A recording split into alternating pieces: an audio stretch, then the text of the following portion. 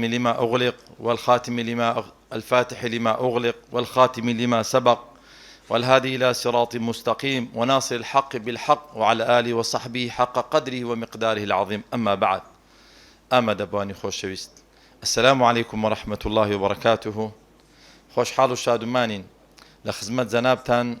بموانداری بەڕێستان بۆ بەڕێوەچوونی دیبەیتێکی یەکجار تایبەت بەناو نیشانی تەلەبوس الجانی بین الحقیقة والخیال. دەستپێکی ئەو پانێڵەشمان بە خوێنەوەی چەند ئاەتێک لە قورئانی پیرۆز دڕازێنینەوە لەلایەن مامۆستای بەڕێز سەیدا غەزوان. با بەڕێزیان بفەرمی. أعوذ بالله من الشيطان الرجيم.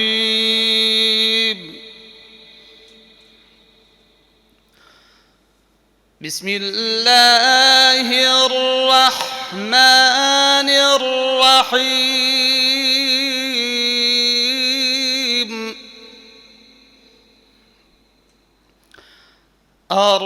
الرحمن علم القرآن خلق الإنسان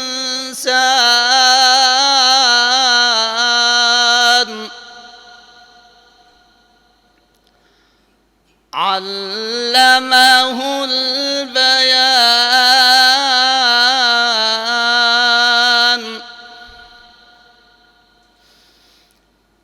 الرحمن علم القرآن خلق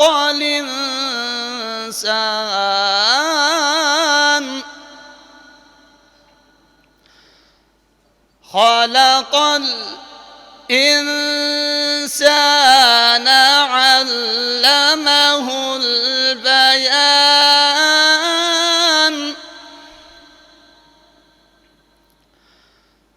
الرحمن علم القرآن خلق الإنسان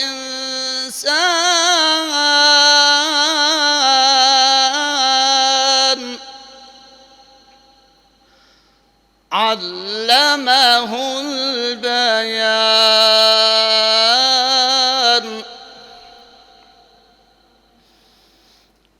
الشمس والقمر بحسبان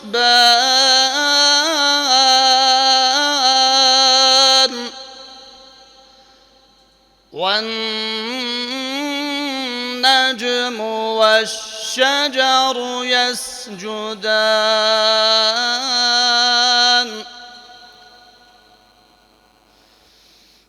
والسماء رفعها ووضع الميزان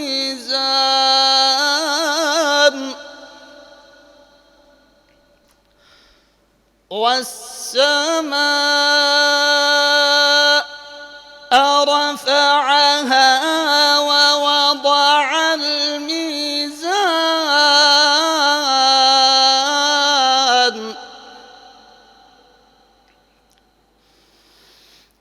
ألا تطغوا في الميزان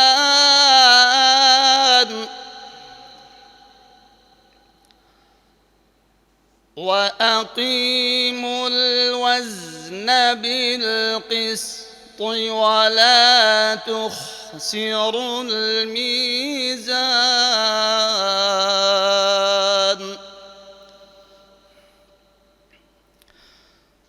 والأرض وضعها للأنام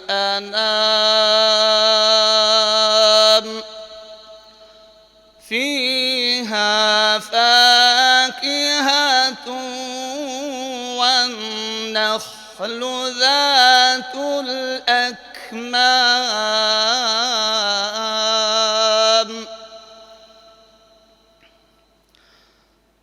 والحب ذو العصف والريحان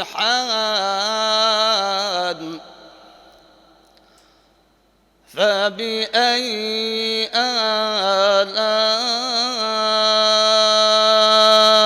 ربكما تكذبان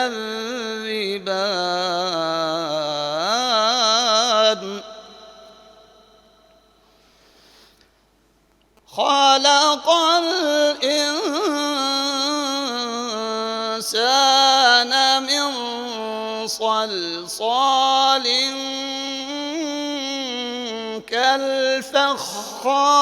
كالفخار وخلق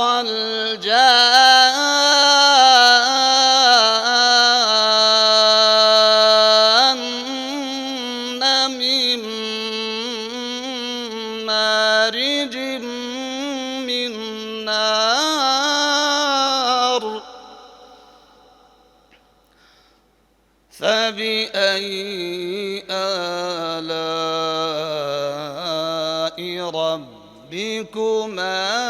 تكذبان صدق الله العظيم. خی گەورە جەزای بەخێری مامۆستای بەڕێزمان سەیدا غەزوان بداتەوە. ئەمە دەبوانی بەڕێز و خۆشەویست. ئێستاش ئێوە و برای بەڕێزمان جەنابی دکتۆر پشتیوان بۆ پێشکەشکردنی وتەی بەخێرهاتن با بەڕێزان بفەرمێ. السلام عليكم ورحمة الله وبركاته. بسم الله الرحمن الرحيم. الحمد لله والصلاة والسلام على رسول الله. أما بعد،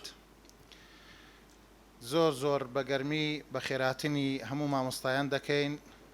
بەخێرهاتنی هەموو میوانداران دەکەین، یاخوا بەخێر بێن سەر چاوانمان. وەکو ئینستیتوتی ژیار بۆ پەروەردە و گەشەپێدانی مرۆیی لقی هەولێر زۆر بەخێرهاتنتان دەکەین بۆ دیبەی تێک لە ئەو چالاکیانەی کەوا ئینستیتوت هەردەم و هەمیشە هەوڵ دەدات بۆ ئەوەی خزمەتی کۆمەلگا بکات بە هەموو بەشەکانیەوە، و ئەمڕۆ ئەو چالاکی کەوا ئەنجام دەدرێت لەلایەن بەشی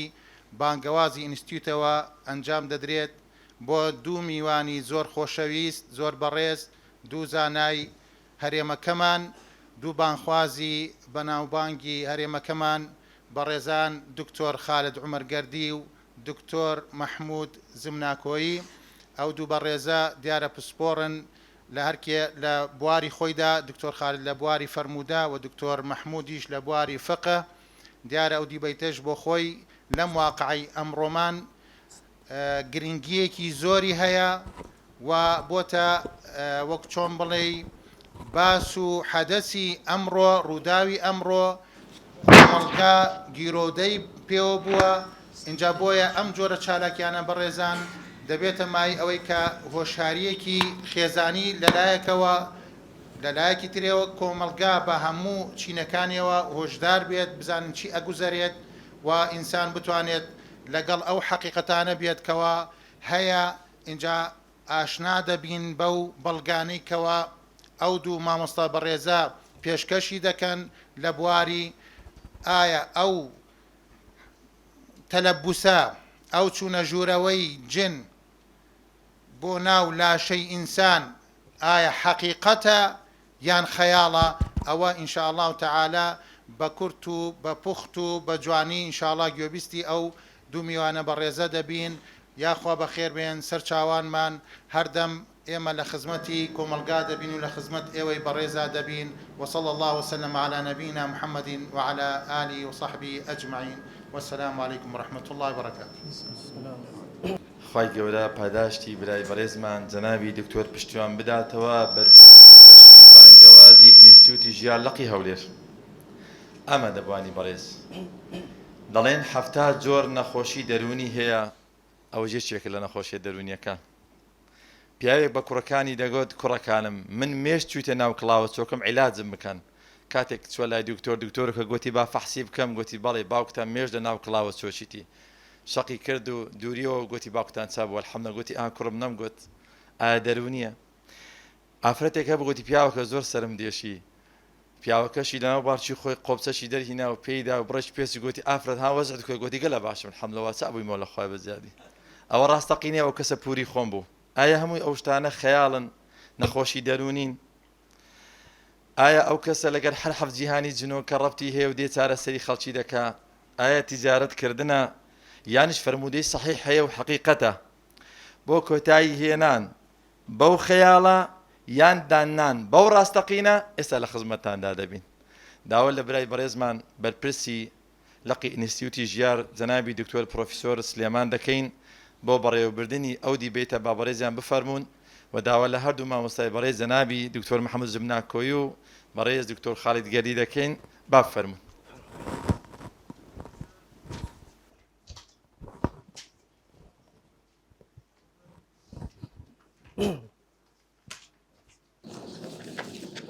بسم الله الرحمن الرحيم الحمد لله رب العالمين والصلاة والسلام على رسوله الأمين وعلى آله وصحبه أجمعين أما بعد برزان سرطا بخيراتني همو لا يقدكم بخيراتني همو أو برا برزانة دكم أو ما مست برزانة دكم بخير بني أخوة برزان بابتي أمر من بابتك زور استيارة زور مشتمري لسر زور قصي لسر دكريب و ئێمە جزئیەتێک دیاریمان کردووە کە قسەی لەسەر بکەین نەک وەکو بابەتی گشتی جن بەڕاستی لەبەرەوە بابەتی گشتی جن زۆر زۆر قسەی لەسەر دەکرێت و زۆر فرەوانە ئێمە ناین کومەڵە شت لەوانەیە مسلەماتە لایینی پیرۆزی ئێمە وەکو بڕوابوون بە جن و شێواز و هەیئەت و شکل و والحاصل هەتا دوای ئەوەی کە پەیوەندی بە جنەوە هەیە ئەمە باسی ئەو شتانە ناکەین ولبر أو أما يك كلو بابته غيبيانة براستي ك مسألة جن أمرك غيبية كبحكم أوي أجر أوان إما ببينن إما أوان نابينن بويش براستي بابتك وقوتهم هستيارو وردو يعني دبي هالوستي لسر بكري بوي إما برزان أوي ك ما بس معنا لو دي بيتا جزئيتك وكو باسم كر أوش مسألة تلبس بجن تلبسي جن يعني مسي جن أما چونا و چونيا وراي زانيان چيا لو باروا وزور آسايش أجر جوازي راش هبي لهندك بابت كأما تنانت جور زانيانش لا قديمة راي جواز هبوا لسرزور لو بابتا وردانة بويه ئێمە ئەوەی مەبەستمانە لە ڕووی زانستیە وە قسەی لەسەر بکەین چونکە بەڕاستی ئەم مەوزوعە لەوانەیە هەمومان ئاگادارین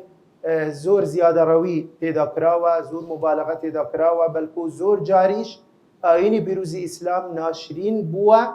بەهۆی بەکارهێنانی ئەم جۆرە شتانە مەسەلەی جن و دەرهێنانی جن و هەتا دوایەیان لەوانەیە زۆر جار بازرگانی کراوە بەو مەوزوعە و بەو بابەتە بۆیە ئەمە ئێمە بڵێن بە خۆشحالیەوە و بە سپاسەوە میوانداری دوو لە بەڕێزانمان کردووە جەنابی پرۆفیسۆر دکتۆر محمود زمناکۆ کە لەو بارەوە قسەی هەیە و ڕەئی تایبەتی خۆی هەیە و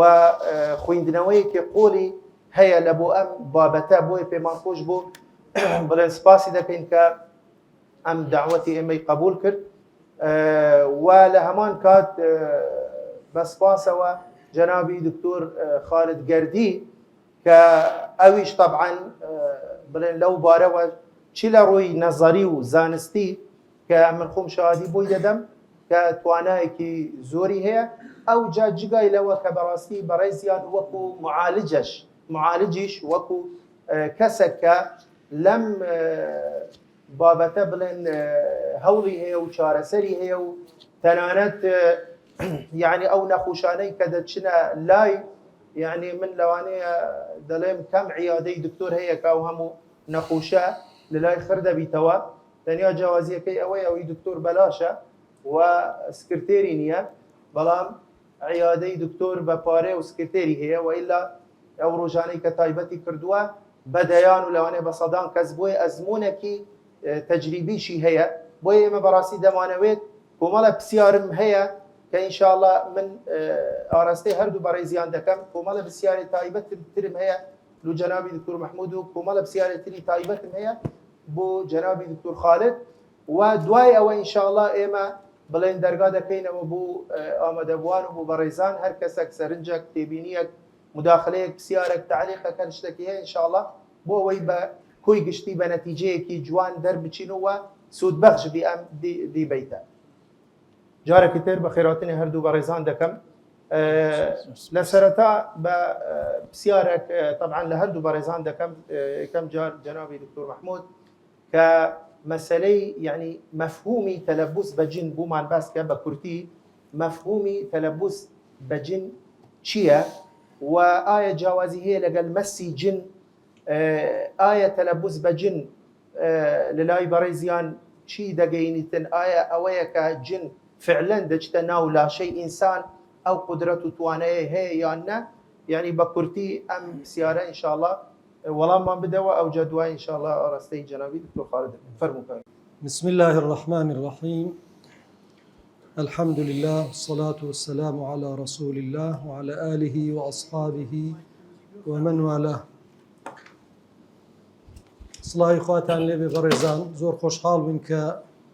لەم ئێوارەدا بە خزمەتتان شاد ئەبین بۆ بابەتێکی هەستیار کە بووەتە دیاردەیەکی کۆمەڵایەتی لەم ڕۆژگارە و سوپاسێکی گەرم بۆ جەنابی دکتۆر سولەیمان و نیستیۆتێتی ژیان بۆ ڕێخستنی ئەو دەرفەتە کە ببێن بە خزمەتتان. سەبارەت بە پرسیارەکەی جەنابیان مەوزوعی تەلەبوس ئایا چی ئەگەیەنی لای من طبعا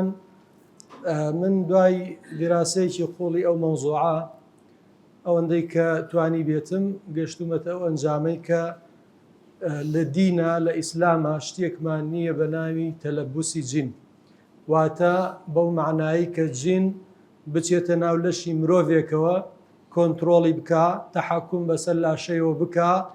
لەسەر زمانی ئەو قسە بکە بە کورتی ئەو کۆنتترۆلی بکە لە هەموو ڕۆیەکە و بیجوڵێنێ کە ئەمە پێناسەی تەلەبوسە ئەمە بەڕاستی من بە هیچ شێوەیەک پێم قبول نییە و ئەتوانین لە دواترە ئاماژەش بە بەڵگەکان بکەین و ئەمە شتێک نییە بەو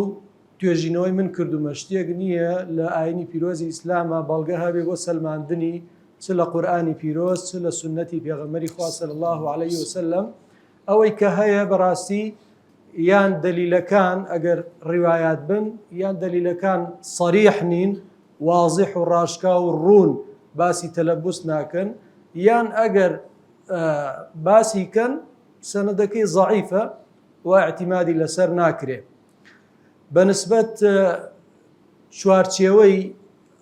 تەئسیراتی جنۆکە لەسەر ئینسان کە ئێمە باسی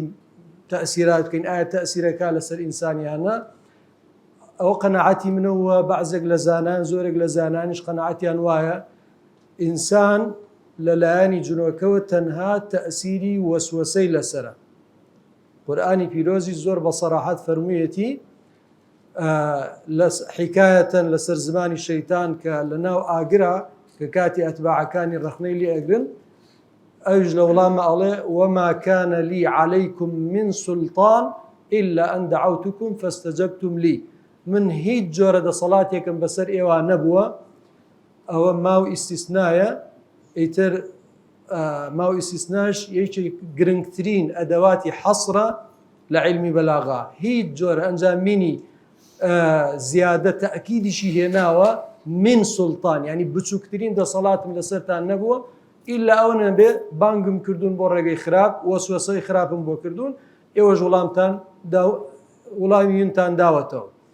بۆی زۆر نەچمە ناو بەڵگەکان بۆی لە کاتی ترا لە پرسیاری تر ئەگەر کردی جەنابیان بەس بە کورتی بە گوێرەی ئەو بەڵگە و ئەو حتا بۆ چوونی زۆرێک لە زانایان لەوانە ئیبن حیبان ئیمامی ئیبن حەزم ئیمامی طەحاوی و ئەبو یەعلای حەمبەلی و زۆرێک لە ئیمامەکانی تر ئەکرێت دواتر قسەکانیان بهێنین کە ئەوان هەموو هەموو تەسیراتی شەیطان و جنۆکان حەسرن لە وەسوەسا کردووە و ئاڵێن غەیری ئەوە تەسیراتی کەی لەسەر مرۆڤ نییە. دکتۆر مەسی جن و یەک شتە لەگەڵ تەلەبوس بەڵێ ئێمە وتمان تەلەبوس یعنی ئەوەی کە بچێتە ناو لەشی و کۆنتترۆلی ئەو مرۆڤە بکە ئەمە مطلقاً ئەوە نییە. بەڵام مەس بەو معنایە کە یعنی کاریگەری خراپی لەسەر دەرونی مرۆڤ هەبێ ئەوە بەس وەسوەسەیە، ئەوە مەسەکەی. مەسی شەیطان یا جنۆکە بۆ مرۆڤ تەنها بریتە لە چی؟ تەنها بریتە لە وەسوەسەکردن و ڕێگای خراپ و تەزیینی باڵتنی پێنیشاندان تەنها ئەوەندەیە. ئەمما ئەمەی کە مەبەست ئەوە بێ کە کۆنتترۆلی بکا و هەموو حرکاتێک هەموو جوڵەیەک لە بندەسی ئەوە بێ ئەمە پێی ناوتێ مەس لە ڕووی زمانەوانیوە لە ڕووی هەموو قاموسەکانی زمانی عەرەبیەوە مەسی شەیطان بریتی نییە لەوەی کە دوخولی پێ بکە و تەلەبوسی پێ بکە، تەنها بریتە لەوەی کە وەسوەسەی بووە. دکتۆر خالد نفسی بسیار تەلەبوس بە جن هەیە یان نا چۆنە؟ بسم الله الرحمن الرحيم الحمد لله والصلاة والسلام على رسول الله صلى الله عليه وعلى آله وصحبه وسلم. پێشەشی زۆر سپاسی ئینستیتوتی ژیار دەکەم، پاشان سپاسی دکتۆری بەڕێز دەکەم پرۆفیسۆر دکتۆر سلێمان کە گەورەی فەرموو وەکو پێشەشکارێک دەکری بڵم بە مامۆستای هەردووکمان دادەندرێ، بەڵام ئەو بابەتە خۆی اختیاری کرد و خۆی وای پێچاک بۆگەرنا ئەو لەوانەیە لە هەردووکمان لە بابەتەکە زاناتر و معلوماتی زیاتر بێ. بەڕێزان موضوعی جن و ئەو زۆرەشتانە ئێمە ئیکەنێ دوو بابەتێکیان من حيث الدليل و بابەتێکیان من حيث الواقع، ئەوەی کە ئێمە تێیدا دەژین. پێم خۆشە کە ئەگەر بۆ نمونە عموماً بڵێن ئایا ئەو قەزیە هەیە یان نییە لە ڕووی بەڵگەی عەقلی و نەقلیەوە ئێمە قسەی لەسەر بکەین. یعنی ئێستا کە شتێک لە ڕووی بەڵگەکانەوە تەماشای دەکەین فەرق هەیە، تو سێ چار زانە ڕەئیەکیان هەیە، ڕەئیەکی شازیان هەیە، تەبەنی ڕەئیەکەیان بکەی بەبێ دەلیل بەبێ بەڵگە، ئەوە نایەتە یعنی مەقامی جێبەجێکردنەوە. کا لەگەڵ ڕەئی ئەو زانانەی کە سەلەفی ئومە هەموو ئیتیفاقیان لەسەریا هەبێ، ئایەتی قورئانی صریح لە هەندە جێگایاندا و حەدیثی پێغەمبەر صلی الله عليه وسلم جارێ ئەرێ قەوشێکە دەم بمبورن تایبەت و مامەستای بەڕێز ئەگە هەندێک مستەڵەح و زاراوان بەکار هێنە من خۆم خوا شایەدە پیاوێکی بێئەدەب نیم، بەڵام کە هەندێک زاراوە بەکار دێنم یعنی ئێمە لە کۆتاییدا هەر براین مناقەشەکە لە بۆ ئەوەمانە بگەین بە حەقیقەت نەوەکو خوا نەخواستە یەکتر شکاندن و یان شتێکی ئەوە کە بەکار بینین. طبعا لە مەجالی حەدیثە حەق نییە ئەمەستا زۆر ئەوە بەڕاشکاوانە قسام بکات، چونکە من مستەڵەحێکی بەکاری دەین ئەگەر کەسێک زۆر جارەوها بەڕەهایی بڵێ و حەدیثە ضعیفە ئێمە پێی دەڵێن جاهیلە و معلوماتی نییە نازانی، لەبەرەوەی ئەبێ یەکلای کەیوە توی کە ئێستا بۆ نمونە دەڵێ ئەو حەدیثانە یا ئەو معنایە صریح نییە یا ئیسنادەکانیان ضعیفە، حەدیثەکان صریحە و ئێستا من لۆی دەخینەوە و صحیحیشە و عولەمای قەدیم و ئێستاش دەڵێ صحیحن، کەواتە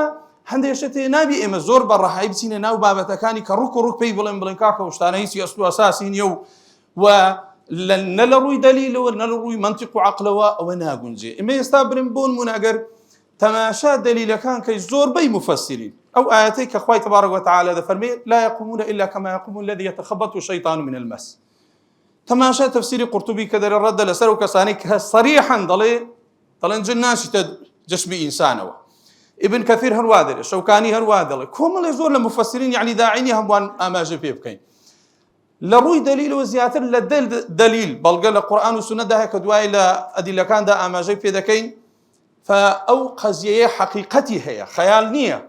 یعنی ناکرێ بڕی ئەو شتە قەزیەیەکی خەیالیە و تەواو ئەو مفەسیرانە ئەو ئاەتانەی ئیستیشادیان پێکردێ ئەو حەدیثە صحیحانەی کە وجودی هەیە لە واقعدا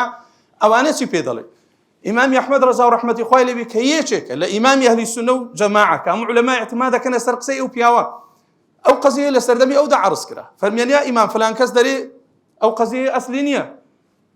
فەرمووی هؤلاء كذبوا إنه يتكلم على لسانه، کورو منەوە قسەی لەگە دەکەم کاکە لەسەر زمانی قسان دەکا، ئەو کەسە ڕاز ناکا وەیشتی وا دەڵێتن. کەواتە ئێستا ئێمە دەین تەماشا دەکەین دەبینین قەزیەیەک هەیە واقعە من حيث الدليل لە بەڵگەکان و لە قورئان و لە سونەتی صحیحی پێغەمبەر صلی الله عليه وسلم دوور لە مەسائلی خەیالی و پاشان لە ڕووی واقعیشدا ئێستا برین بۆ نمونە ئێمە هەموو عولەمای مفەسرین یان بڵێن محەدیثین بە شکلێکی تایبەت تەماشاکە لە مەسئلەیەکە کە دەڵێن ئایا ئافرەت کە حەملی هەبێت تا چەند ئەو دڵی ئەو منداڵە لێدا عولەمای قەدیم زۆربەی زۆریانە گوتیانە 3 مانگیاندانەوە باشە یان 4 مانگیاندانەوە هەندێکیان ئێستا عیلم ئیسپاتێکە کە 1 مانگ تێپەڕی گەویستە 42 ڕۆژ معنای حەدیثەکە ئەو هانیە یعنی ئێستا تو بتەوێ ئەو حەدیثە بەو معنای ئەو سەردەمە تەفسیرکەی ئەبێ بێ ئێستا ئەو 40 ڕۆژە چکە واقع وات پێ دەڵێ یعنی ناکرێ بری پێغەمبەر صلی الله علیه و سلم شتێکی فەرمووە عیلم ئێستا شتێکی دیکە ئیسپات دەکا ئێستا ئێمە مەسەلەی جن و ئەو قەزایانەدا بەڕاستی لە واقعدا ئێستا من ڕۆژە تەوارە خۆم لەگەڵ جنان قسان دەکەم دەی باشە چ برێ بە من یعنی قسەیان لەگەرەکەم خیتابیان لەگەرەکەم مەوزوعەکان دێتە گۆڕێ یعنی کۆمەڵێ شت هەیە بەڕاستی بە واقع دوایە هەندێکی ئاماژە پێ دەکەم ئەوەی لەو مەجلیسەکەتان دەگونجێ بەڕاستی نەوەکو خوا نەخواستە ئینسانێکە بێ ئاوا لەگەر مەجلیسەکە نەگونجێ الدليل كان زورة كان زور خلاص نبي يعني قال بس بيدي بمن يعني هيك حقي شنو ذي محاضرات أو محاضرانية بلى ما دي بيتا بسيارك محدد تمام استمن قناعات ما مختصر مفيد أوي كذا قوتري درباريجن حقيقة خيالنية حمل روي دليله وحمل روي واقعه تسخش كاج جنابي دكتور محمود من قسي كان زانايا كتبود أخوين موا كجناب ناوي هندك للزانايا كانت هنا من قسي هندك لزانايا كانت بود أخوين موا كباسي أم بابت بتشي وزك كردواني ابن تيمية رحمة إخوائي لبي بصريح عبارة دفرميت دخول الجن من بدن الإنسان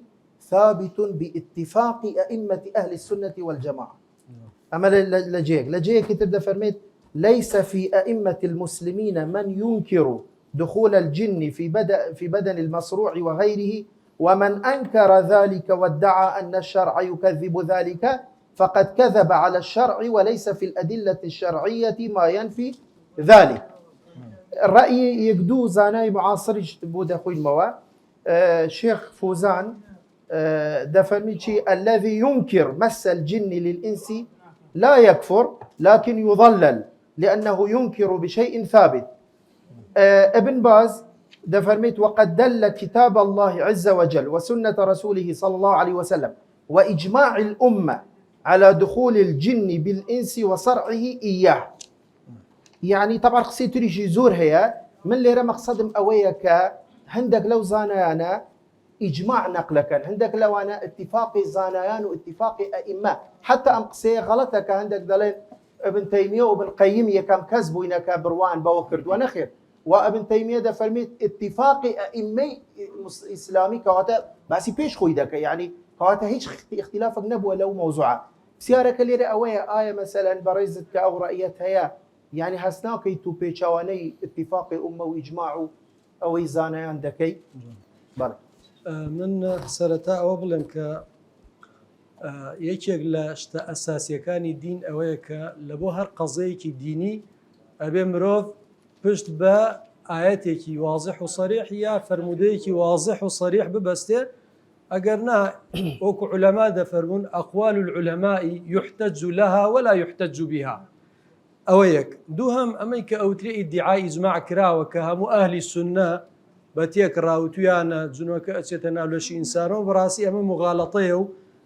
ڕاست نییە چونکە ئێستا من کۆمەڵە زاناتان پێ ئەڵێم کە ئەوانە باوەڕیان پێی نییە یا ئەوانە لە ئەهلی سونە نین یا چۆن ئەوانە باوەڕیان پێ نییە بۆ نمونە ئیمامی ئیبن حیبان لە صەحیحەکەی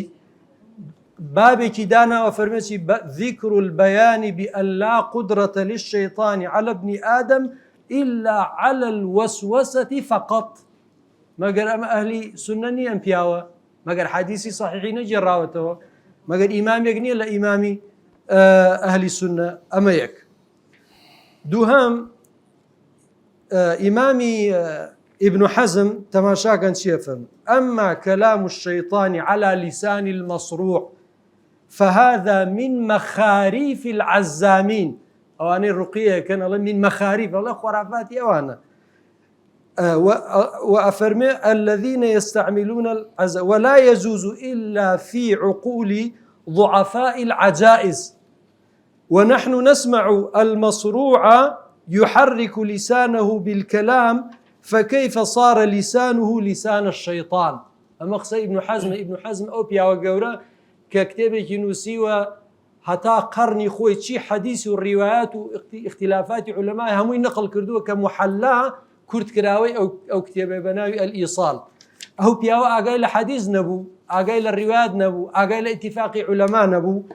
ئەوە بەو شێوە ئەگەر بینە سەر قسەی زانان، قسەی زانان زۆرە. یەک لەوانە مەسەڵ ئیمامی مالک. ئیمامی مالک ئەفەرمێ چی؟ ئەفەرمێ کێ نەقڵەکە لێی ئیمامی قەرافی لە الذەخیرە ئەفەرمێ ينهى الذي يزعم أنه يعالج المجانين بالقرآن لأن الجان من الأمور الغائبة ولا يعلم الغيب إلا الله. يعني أقد صلاة دار الله محتسب بصلاة دار أبي أوانا بين محاسبان كورقنيان ليبكى شنك كسيك دي الله وجنوكيت يسوع شو نزاني أمور غيبية أمور غيبي نابي إنسان لخوق سيتياك من حزم كرم أنصاب بلغة بينيتوا أما جاي فقط تنها بآيات يكر كآياتك لسوري البقرة من كمال برسيال لما أنصاكم لا يخود بينو سود ويولان برو آية الذين يأكلون الربا لا يقومون إلا كما يقوم الذي يتخبطه الشيطان من المس. سياقي آية باسي تلبسي الجنة يا باسي أكل الرباية وآكلي الرباية آكلين الرباية باسي كاميانا سياقك باسي كاميانا بوچي هاتو ايوه چي چارە سەرکە هاتووە ڕەخنەی تون لەوانە بگرێت کە ڕیبا ئەخۆن و تەشبیهیانەکە بە کەسانی شێت و کەسانێک کە کۆنتڕۆڵی خۆیان لە دەستداوە. ئەوە یەکێ لە پرسیارەکان با جواب ماما سیاقەکە باسی ئەکلی ڕیبایە باسی جنۆکە ئەمانە نییە. ئەمە یەک. دووهەم لە چ قاموسێکی زمانی عەرەبیە يتخبطه من حزم كرما وصاك استدلال ودواشا اگر وكو هينك وكو بوسونيك استدلالي بهر آيات يكر بهر حديث يكر لو لسر اوي كجنوك اتشتن لو ناولشي انسان و اماجه بوجه استدلالك بك كم هو شيء كم كلمه كم رستي دليل لسر اوي ك انك ادعاكي او جيني بويا لير هر آياتكي وتو يتر شرحي نكر شلون بلقى يعني او برسياري دوهم يتخبطه وكوتمان لچ قاموسيك عليه يتخبطه بمعنى شيء بمعنى شون ناويتي اما دو سهم لا يقومون يعني شيء يعني استا لدنيا يا لقيامتها كامية. شوار من المس يعني شيء من المس اجا من المس نتيجة تخبطك يا تخبطك نتيجة مسك يا كامية. او باشان اما باسی ئیمامی قورتوبی و ئیمامی ابن کەثیری کرد وتم بەڵێ ڕاستم وەکو جەنابی مامۆستاش لە بیدایەت و ئاماژەی پێدا مۆزوعێکی خلافیە. جا جەنابی خۆی فەرموویە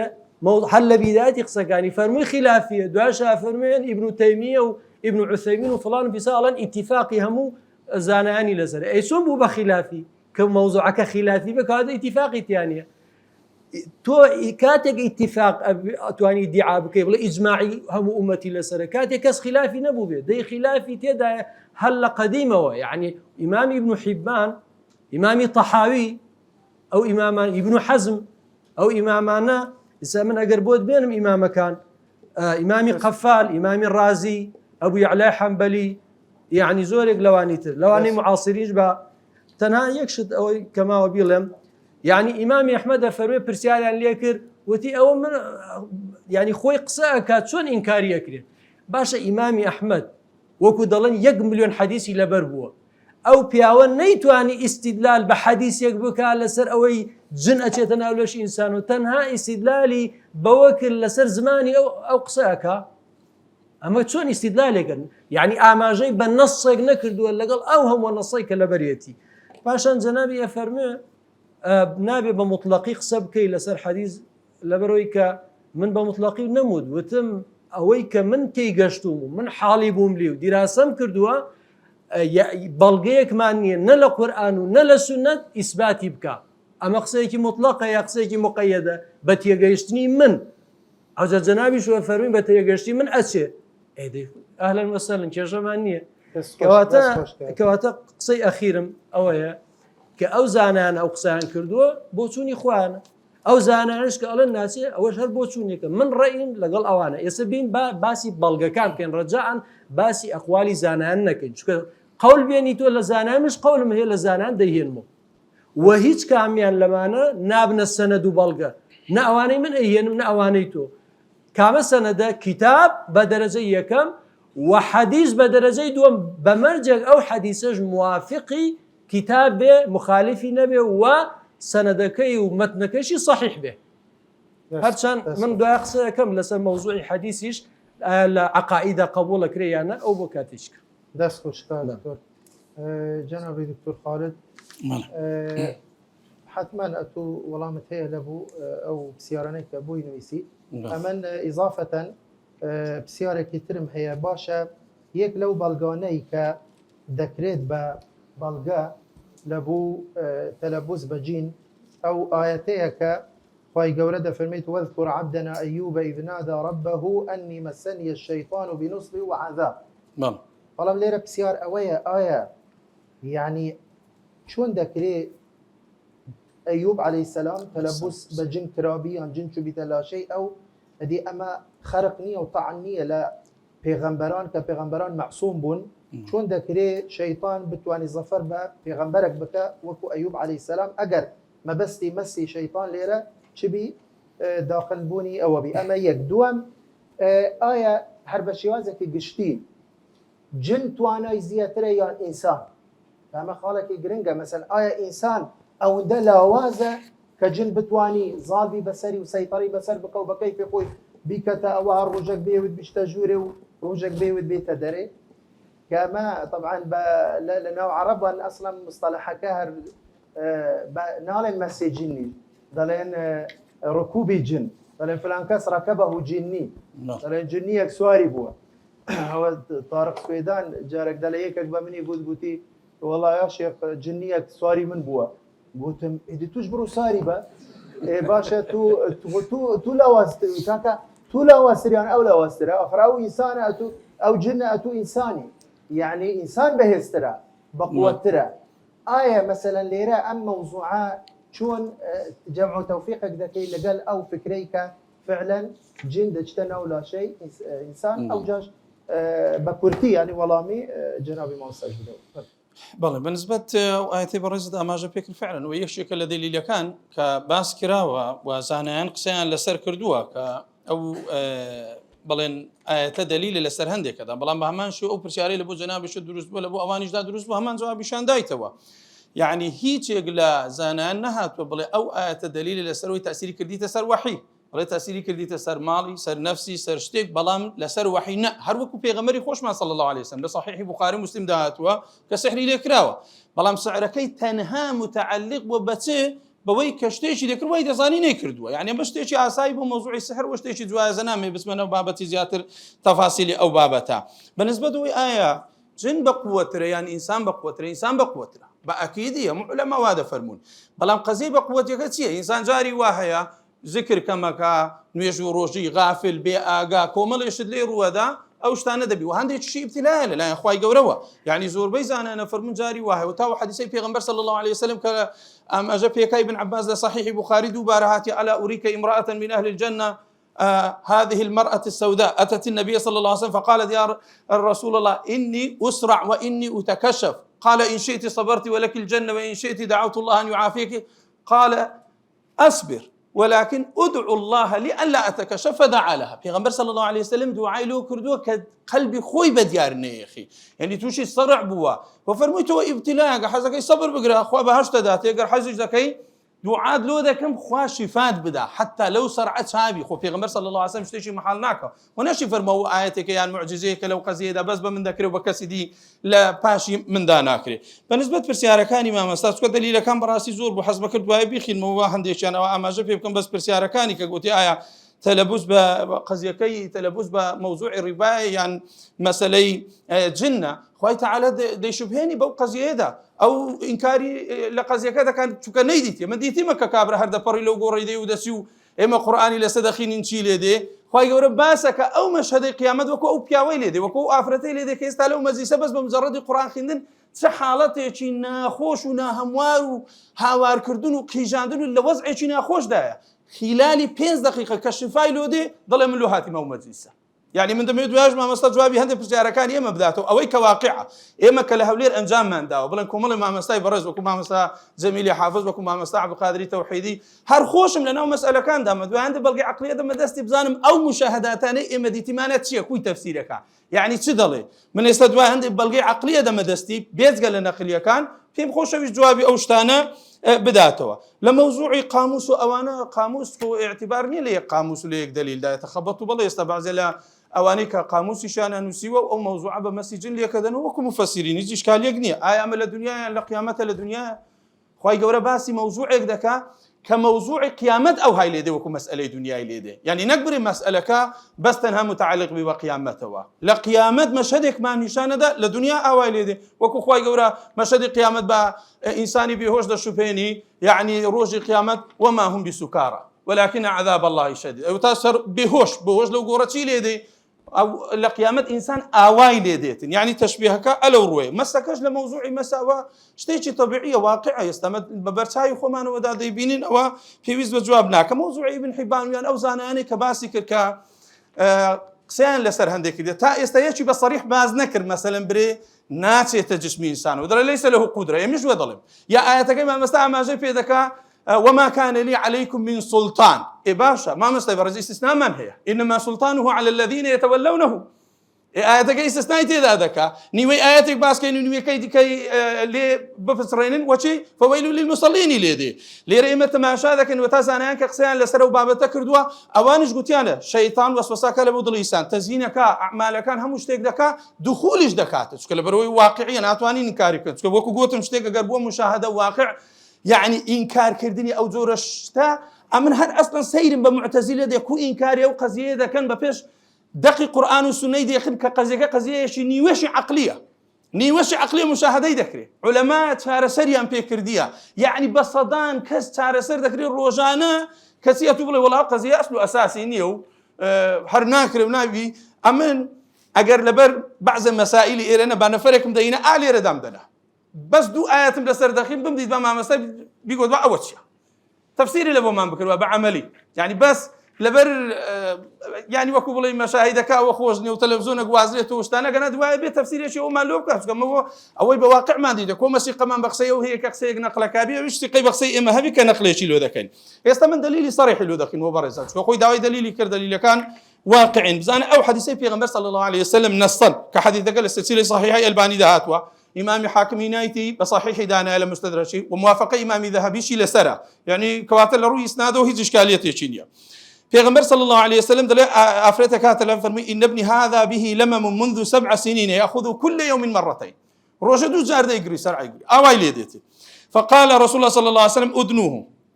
فأدنت منه فتفل فيه فيش مبارك في غمر صلى الله عليه وسلم ذلك وقال أخرج عدو الله أنا رسول الله تيدرس دوش من إخوة باشا لحمو زمان حد بيوزناك تماشا قاموسيش كاين آية أخرج لبوسو دقوة تريقا بيشتر دخول نبي أخكوش تو يعني بيدا لي درسك بيشتر داخل نبو بي يعني ناكر منطقية في غمر فرمي صلى الله عليه وسلم درسو كتي بيشتري داخل بونك نبي حتى لحديثك صحيح مسلم حزم لي ما مسا جواب ذاته لسر أوا كحديث كان مو إسنادي صحيحة من يك حديث أماجة فيناكم كإسنادي إشكالي شي لسر بي وأنا ملا برديا أقرب أنا مين بذكر زور دفرمي إذا تثاءب أحدكم فليضع يده على فيه كما وش كتاتي دز لسر دو الداني لبرس فإن الشيطان يدخل مع التثاؤب الشيطان دست جوري كواتا دخول شيء إثبات كدي بيغمبر صلى الله عليه وسلم بحديث صحيح خروج شيء إثبات كدي لبو أو قضية دا كداخل جور دبي إذا نكر أون دبزانا حديثك تيلي دي بيغمبر صلى الله عليه وسلم كواي بيغو ضلي ثم قال لها رسول الله صلى الله عليه وسلم إذا رجعنا فأعلمين ما صنع كقرينو بيمان بلب زاني درش وتشيلي هاتيا فلما رجع رسول الله صلى الله عليه وسلم استقبلته ومعه كبشان وأقيد وسمن فقال لي رسول الله صلى الله عليه وسلم خذ هذا فرمي أواني لي وقرأ حتى حيواني له في غمر صلى الله عليه وسلم بهديه ينابو فاتخذ منه ما أرادت فقالت والذي أكرمك ما رأينا به شيئا منذ فارقتنا حيث شينا ماله وتأتروا يشتي في غمر صلى الله عليه وسلم فيش روجة دو جاري قرت يعني وناكر بري في غمر صلى الله عليه وسلم كلامك بكار ديني أو كلامه قابل حتى نقاشش بيه شوكا كدليلك ما مسافر موي دليلي صار جنابي بس من في دلم مع أستاذ دكتور قرفت يقني لمصطلح ده لا مشاحة في الاصطلاح جنابي دكتوري بريز ضلي دلیلێکی صریح نییە ئەی ئەوە دلیلی صریح نییە ئوخروج و یەدخول هەردووچی ناگوترێت لە بۆ کەسێکەوە شتێک پێشتر داخل بوو شتێک پێشتر هات بیتە دەرێ دلیلی دیکەوەتە ئوسامەی کوڕی زەید لە بۆمان دەژێرتەوە حەدیثی صریح یعنی لە پێغەمبەر صلی الله عليه وسلم دەڵێ و ساڵێک کە حەجمان کرد حتا گەویشتینە بەطنی ڕەوحا پێغەمبەر صلی الله عليه وسلم یەکێکیانینا فرمي يا رسول الله ابني فلان والذي بعثك بالحق ما زال في حنق واحد منذ ولدته إلى الساعة حتى استحر وزعي خرافة لو تيل دايق وتا أو كاتدري أو كلمة تشبهها راوي زور منصفة ضل يقصيه أو هيكل پیغمبر صلى الله عليه وسلم فبسط يده فجعله بينه وبين الرجل ثم تفل رسول الله صلى الله عليه وسلم في فيه ثم قال اخرج عدو الله فإني رسول الله ثم ناولها صلى الله عليه وسلم إياه فقال خذيه فلن ترى معه شيئا يريبك بعد اليوم إن شاء الله قال أسامة فرمي وقضينا حجنا ثم انصرفنا فلما نزلنا بالروحة فإذا تلك المرأة أم الصبي فجاءت ومعها شاة مسلية فقالت يا رسول الله أنا أم الصبي الذي أتيتك به قالت والذي بعثك بالحق ما رأيت منه شيئا يريبني إلى هذه الساعة قال ابن حجر هذا إسناد حسن إسنادك شيء حسن ليه تماشاك برزان يعني بس ما بستم أويا من حيث الدليل كتماشا كان دليلي صريح من هي شو كأقصي زور خلق يدو باري دكاتوا دليلي صريح من نية أو دليلي صريح بيغمر صلى الله عليه وسلم لقلبي أو إنسانة قوتيتي درجة تدرجي بس بينبله يعني تدرجي نبي يشتي كبير جوري دا آية بيغمر صلى الله عليه وسلم يعني لقر وهم خيال دا قصي كردوا نخير لقر أوشتانا دا قصي نكردوا وباشان دليلي دي ككل صحيح بخاري هم تنجويتان للبو بس من كرتي دكبو إن الشيطان يجري من بني آدم مجرى الدم يعني بس تماشاك لرشخين كو دروا أو هل الجسم دا دروا إن الشيطان يجري من بني آدم هم بني آدمش مجرى الدم لقر خينا دروات يعني استاتنا قرأت التفسير يقولون من بكي والله ناسي تجوري الذي يوسوس في صدور الناس أو تيما مساي برزيش خين ديوا في صدور الناس يعني شندر صدر الناس شندرة الديوي جورية ديتن وسوسك داخلي ديوي جوريش دبي وسوسش دكا داخليش دبي ولا سر تفسيري زوربي زانيان كا أو بابتان أما جا بيكر دوا باش دست خوش بيت أستاذ دكتور أو آتيك جنابة قلت الطيبة بآكلي الربا من قم براستيك بدواتشون بوكر يعني جمهوري أهل تفسير كدلين ما عدا زمخشري نبي كمعتزلي بو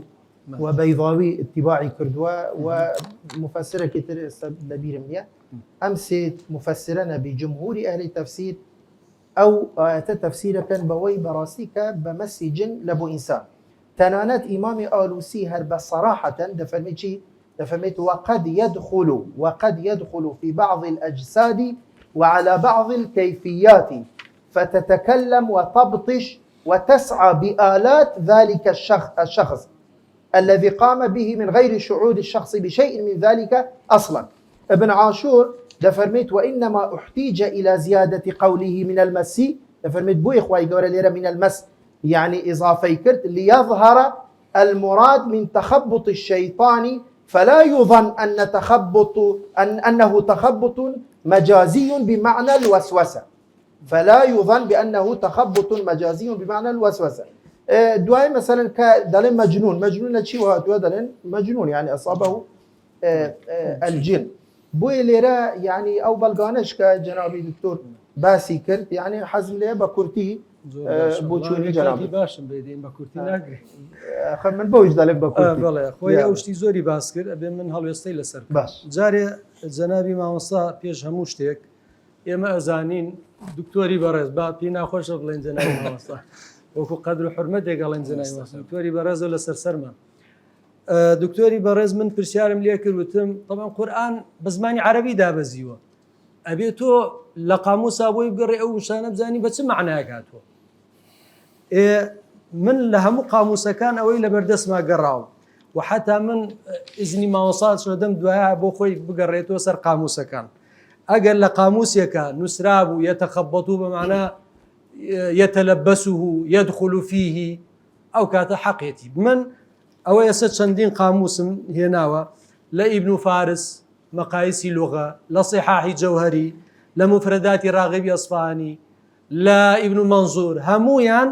هیچ کامیان ئاماژە ناکەن بەوەی کە یەتەخەبەته يعني چی ینی یەتەلەبەس و مەوزوعی ئێمە ماوەسانی بەڕێز مەوزوع ئێمە باسی تەلەبوسە بێت تەحریری محلی خلاف بکەین باسی ئەوەیەکەین کە بچێتە ناو لەشی و تحكم لە لەشی بکە باسی ئەوەیە يتخبطه لا من قريب ولا من بعيد باز لە چی نییە باز لە يدخله يتلبسه نییە ئەو ئاماژە بە هەندێک چیانەکەم بۆ نمونە جەوهەری ئەڵێ چی يتخبطه الشيطان يعني تخبطه الشيطان يعني أفسده وهروى ابن منظور باز دكا عليه خبطه يعني ضربه ضربا شديدا يا مسه بأذى أفسده يتوطأه فيصرعه أو هذا له نق أما يكبتش يتناوي فاشان أو حديث يكمانية بيغمري خواه وأعوذ بك أن يتخبطني الشيطان يعني معقولة بيغمري خواه بلي خواه بنات بي أقرم لويك الشيطان بيت الناوم كلمة كس جوانية وكما وصابها سيكر يعني بيت الناو لشمو تحكم بلشمو بكا يتخبطني الشيطان يعني شي يعني بيت الناو لشم هو حديثة ابن منظور الله يصرعني ويلعب بي يا رنت يبكى يعني شي يعني رقم لي هلكا رقم لي تيكبا كواتا هيج أهل لغة أواني كمن دراسة كردون يكيان نيوتوا تخبط بمعنى سي بمعنى تلبس بمعنى چون جوروية أما يك دوهم جنابي فرموي شي فرموي بعضك لأهل اللغات تفسير يعني كردوه نيشي وتكام أهل اللغة يك نفري نود من علم أهل اللغة بتيك رأوي من بينيوما كسيان نالن بمعنى دخوله فاشا من المس أو جوابي ندامه من كمال برسيارم ليك جوابي ندامه وتم من المس نتيجة تخبطك يا تخبط نتيجة مسا أما أو فاشان مس يعني شيء تفسيري مس ما بوبكا أو زاناني كباسي كان مسألة كناية للجنون كناية خوشي أماجي بيكر كواتا باسك لوي أم كسيك ربا خورة سو خورة وكو شيتي اللي هاتوا بو سوكا أليسي شيت قسيواك عاقل قسيواناك أو ضل إنما البيع مثل الربا بيعك الربا وايا يعني أو إخوة حلالي كردوك ووايك إخوة حرامي كردوك دي أمك إنساني عاقل قسيواك أما لا يشك فرمي هم مفسرين وأمانة تفسير يعني كردوك على أساس بمعنى دخوله أو تنها يعني بمطلقي قسيكر بلا إمامي قرطبي وآله بس إمام كان كهم ينوالين من بوم ينايو تمكم الله إمامي ابن حزم إمامي طحاوي إمام كان يتر ألين إمامي أبو يعلى وآله حزقين نصقت بو أخوين موا باشان همو أو تفسيراني من قراهم لطبري وبيقرا هتا بيضاي ونسفي وأمانة شوار رأي لسر يناو رأيك دله يتخبطه يعني يصرعه رأيك دله يتخبطه أما كناية التي أما تشبيه يا استعارة لويك أم كسا رجعي خرابي قرتوا رجعي شوتي قرتوا شو تخبط لأساس لروي لغوي يعني شيء الضرب على غير استواء وجان منين ولا كضرب كخبط العشواء هنا كوتري واشتري كوتري تساوي طاو نبي كأشياء بالرقاب بهم لا كدروا خوشنا لها مشتق أداء أو تفسير يعني كذا تفسيري مثلا تره ابن عطية لتفسيرك الله شيء الله أما باز لواءك أمكسك أكل الرباية لبرو الزور الدنيا شوته ناودرون وضلي وأمانة وايلي كردوها كإيتر براسي حالتي دروني تيقداو يعني كواتا باسك باسي شونا ناولش وأمانة نية وزمخشري بعضك لزاناني تلوانا بيضاي وأمان أوانيش دلنسي ألان كاك أما من زعمات العرب يعني عرب حتى ابن عاشوري جواد الله ابن حياني أندلسي جواد الله ألا من زعمات العرب يعني عرب وحالبون واحتيجيشتون ككسي مثلا شيت أبي أوجن وكيت يسوع قرآن جاتوها أم خواردني الرباي لا ناشرين كردون بمنمونيك العقل أوانا واي أزان وكو آيات ترى فرمي طلعوها كأنه رؤوس الشياطين شي رؤوس الشياطين ديوة بس لما خيالي همو مانا رؤوس الشياطين يعني شي يعني اشتكي زور ناشرين وقبيع كاتبوا استبشاعة بو ناشرين كردنو قيزون كردنا أما أو إمامنا وآلن ئەڵێن ئەمە حقیقەتی نییە. حتا ئیمامی ماوەردی لە تەفسیرەکەیە دوو ڕەئی ناوە، دوو ڕەئی ئەڵێ ئایا سەرعی ئینسان سەبەبەکەی چییە؟ ئەوە حەزەکەی نەسەکەشتان بۆ خێمەز لەبەر کات. ئەڵێ بەعزێک ئەڵێن سەبەبی سەرع بەعزێک ئەڵێن شەیتانە، بەعزێکیش ئەڵێن نەخێر سەبەبی سەرع شەیتان نییە، شەیتانی ئەدرێتە پاڵ شەیتان لەبەرەوەی شتێکی خراپە، ئەگەر نەفیعلی خوایە. ئەگەر بڵێن سەرع هی شەیتانە کەواتە هەموو شتەکانە دەینە پاڵی شەیتانی تر، خوا فاعیل نامێنێ، مەجزانی فاعیلی حەقیقی هەموو شتەکان خوایە. کەواتە ئەمە تەفسیری زانان. ئەو حەدیث آخر حەدیثەکان جوابی ئەو دوو پرسیارەکە بدە و هەم حەدیثەکە هەم آخر دەی وایە تۆ کۆمەڵە شت ئەو ڕژێنێ بێ وڵای بێتەوە. بەنسبەت حەدیثەکان من ئەو تحقیقی کە کردومە هەموو ئەو حەدیثانەی کە باسی ئیخسە عەدووە الله و ئوخرج عەدووە الله ئەمانە گشتیان قسەی لەسەرە. بۆ نمونەیەکێ لەوانەی کە جەنابی خوێندیەوە باسی منداڵەکەیە، ئەوە ئەو حەدیثە طبعا الله يؤخذ في اليوم أدي كم مرة ثم فغرفه فنفث في تأخير أنا عبد الله إخصى عدو الله أو الله حديث يك صحيح يلا برتي الله منها لكل عمر يداك ضعيفة ضعفه ويحيى القطان وهروها الله رأي ابن معينش بعض جاري وتودي جاري وتودي سقانية ابن حزم جديسان تضعيفي كردوا يعني بكورتي قصي لسر أما يكدوهم أنجا أو حديث الله أو كسر حديث دوم بقصي لسر وإيه كم بلا لا يكم ويتداني ويكجوت الإسلام إيه أوش باسكين أوش باسكين أو حديث الله منها لا يعلين نبستوا باتفاق حفاظ يعني منقطعة وحديث كيتريش عينا أيش تضعيف كراوة يعني إمامي طبراني أو حديثي ناوى ديسان لطريق محمد طلحة ضعيفة عبد الحكيم سفيان مجهولة إن جاء عبيد الله بن موسى ضعيف يقلب الحديث وروى إمام أحمد الروايات كردوها عينا أيش عبد الرحمن كري عبد العزيز يدها مجهولة أو بهمان شوا وروى سنن دارمي أيش علن ضعيفة إسماعيل كري عبد الملك يدايا يعني أو فعلا هذه الروايات الباني بصحيح دانا بس علماء موافقين نبون يعني بكورتي أو رواياتانك أو جنابي باسيكر يا جنابي الدكتور باسيكر براسي أوانا قشتي قصي لسر من ألم حديث يكن بوبينا لا روي سندو هيج مشكلة نبي ولا روي دلالته وطوابه أنزل الروي دلالتي شو براسي أخرج عدو الله خو بيغمر نيوتو أما جني تيزجو أو جا جني عدو الله وردره وتودي أخرج عدو الله أما كيف معنى أويك جني تياني حديثك الرواية كان أقرب لين صحيحة دامنا فرزا أما دشمنك شيبو يعني عفوا ألم دشمنك شيبو دي دشمن لو أنا نخوشين يقبل لشاد دشمن إنسانه تو بوشي إلا خو بيغمر نيوتو تو سونا تواني إنزا إمامي ابن حزم قصيتي على أما موضوعنا